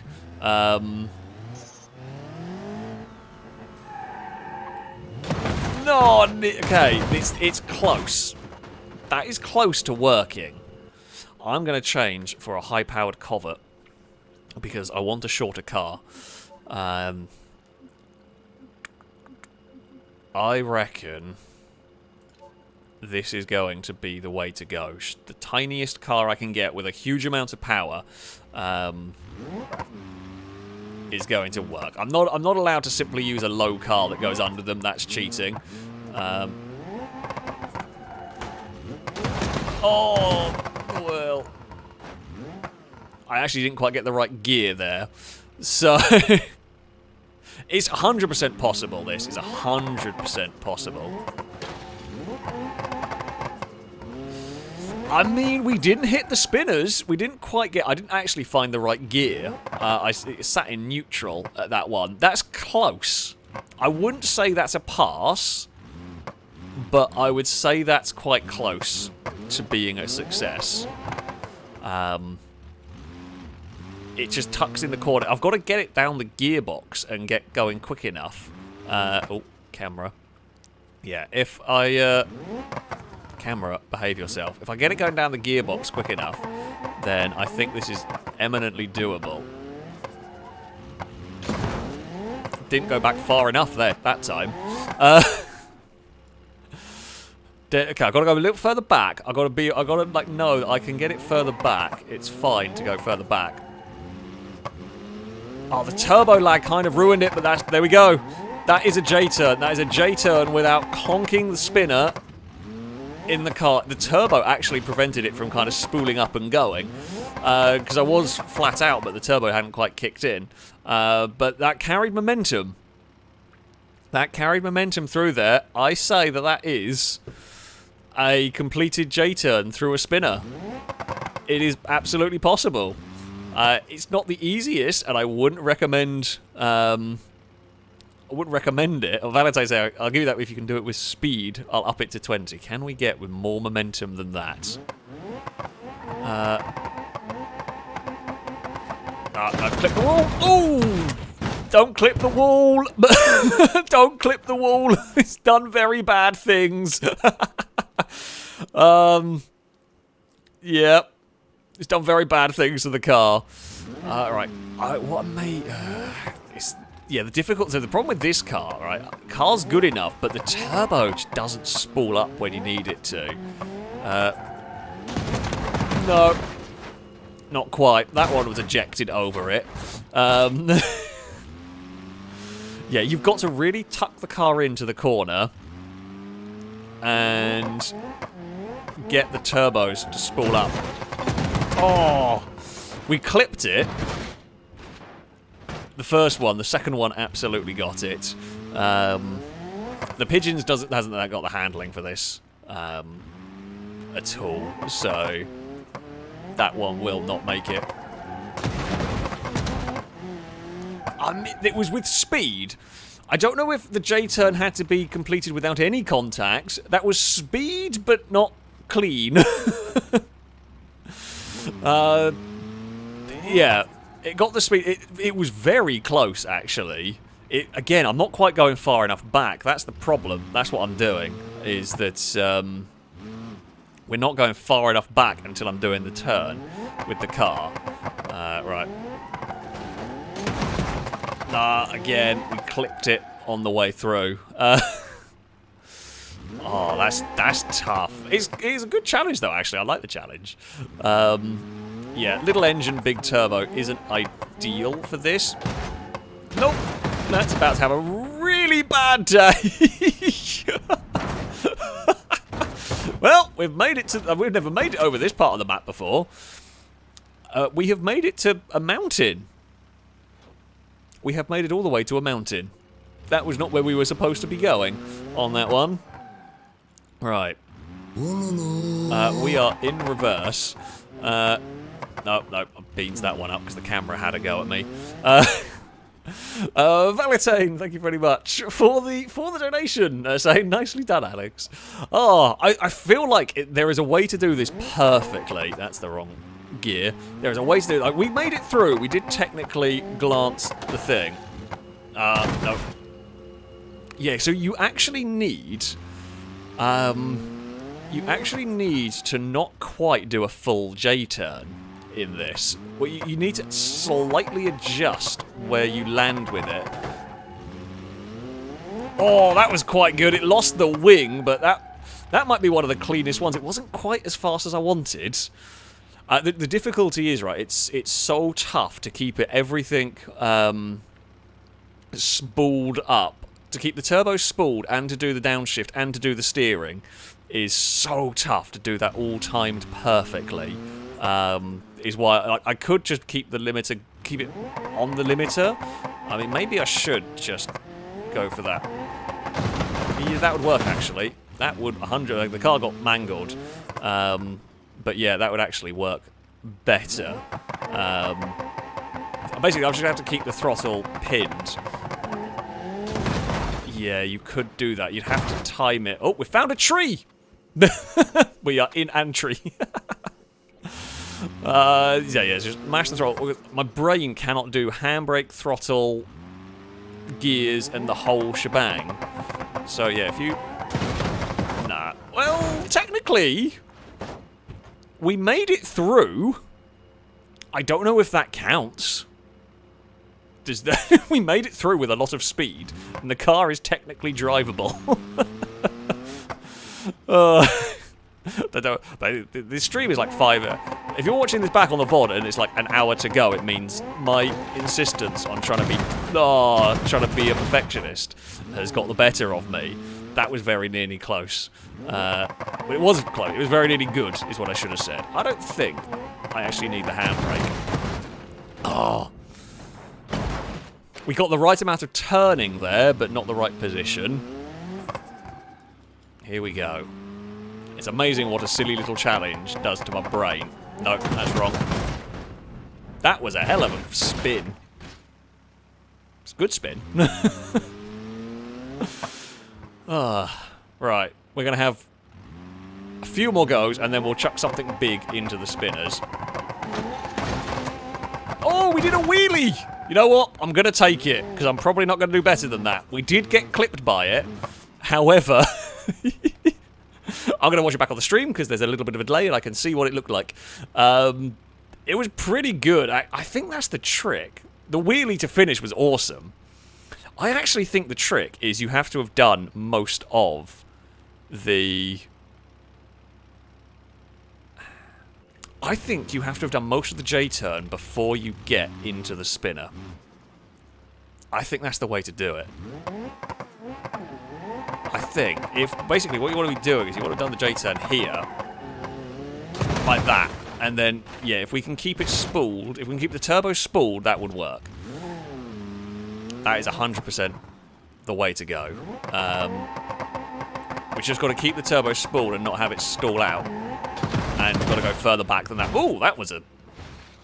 We've made a spinner car. It just wants to go and just go round in a circle. Okay, here we go. This is the one. No, don't say that. Because you do that. That's why you never say this is the one, because you do that. But that is the trick. I think you have to be basically going as far that way as possible.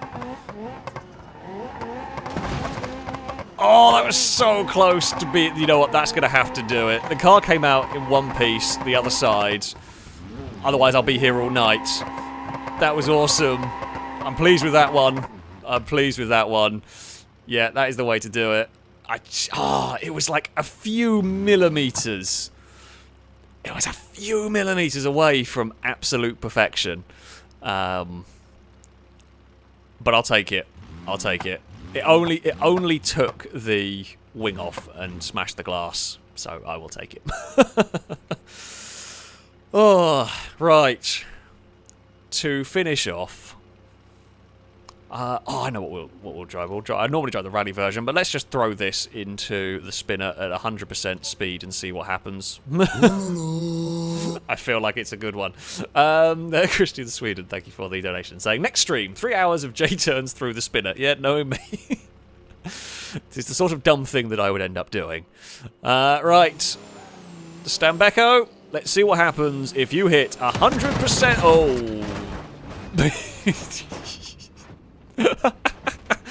What happens if you put the Stambecco into the spinners? It becomes a ball of metal. It just becomes like a ball of exoskeleton.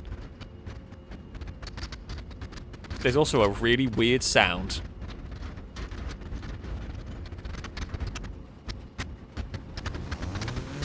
Oh, the weird sound is because the engine's still running. Right, can we drive the Stambecco through? Well, we can drive the Stambecco. Oh, no, we can't! Well, we could. I think you could drive the Stambecco through there. Just, I didn't quite get it right. Holy crap. That has done some damage, as expected. The engine's just about hung in there. Eddie, thank you very much for the donation, for a very generous donation. I will alert to you. Saying F for perfectionism. Yeah, pretty much. Alright, can I actually get the Stambecco through here? I'm pleased with... I thought that was going to be worse, trying to do the J-turn. I'm pleased with how quickly I managed to figure it out and actually stood a chance of completing it. I am pleased that we got the J-turn to work in it, but yeah, you can spend a long time trying to get that absolutely perfectly. Right, into that one. Ooh, see what? This thing holds up pretty well. This thing does hold up surprisingly good. Consider you saw the ball of covert we ended up with. This still remains mostly in it's vaguely recognisable as what it started life as. Won't be after this. Okay, well, on that note, that is my favourite spinner-related death of all times. We managed to make the Stambecco... It managed to get it spinning on its own between two spinners, and now it's on fire. Perfect. That is the best way to end. Ah... What a stream. It's been great fun. I always enjoy some Beam. And, yeah, great to be back at the Proving Grounds. We've got a flamey wreck. It's been great fun around this circuit. Over here, this will be the victor from today. The Beast survived 7 laps, I think, around here. It survived incredibly well until the front end collapsed, pretty much making it undrivable, and it then got fed into the spinners and died. But yeah, I think it was 8 laps, sorry, 12.3 miles. The Sunburst Rally did very well, actually, to end up in second, and a T-Series box truck ended up on the podium. That's awesome. That is awesome. So Lamp, thank you very much for the super chat, saying, fun fact, the Stambecco is OP in this course. It would probably go well until something got bent, and then it would die in the spinners. Probably much like this. It'll survive until something gets bent on a landing, and then yeah, then you'll lose all the steering through, because it can fit through the spinners in pristine condition, but the second it doesn't, the second it's slightly knackered and struggles to steer, it goes into the spinners, and yeah, it has a bad day. But there we go. That is going. We shall leave it on. Look at that glorious, glorious sight. That is going to be it for today's stream. I hope you've all enjoyed it. I've had a lot of fun. Thank you to everybody who donated. I apologise I couldn't quite get through every vehicle in this one. We got through a good amount of them, but yeah, I do apologise to anyone whose vehicle we couldn't quite get to run around the course today. I will be back streaming on Sunday. There will be some more racing. We'll have a special event. Might have a couple of special events, not sure what we might be quite trying, but there'll be something new, something fun going on. But there always is some fun racing and chaos, etc. But yeah, I hope folks will be able to join, either to take part or to watch for the Sunday GTA 5 Chaos. However, yeah, that is going to be it for me from today. And of course, thank you everybody for watching, for spending your evening or afternoon or morning, wherever you may be in the world, watching some vehicles gradually fall apart while driving around a wonderful circuit, wonderful destruction circuit. That, though, is indeed going to be it from me. Until next time, goodbye.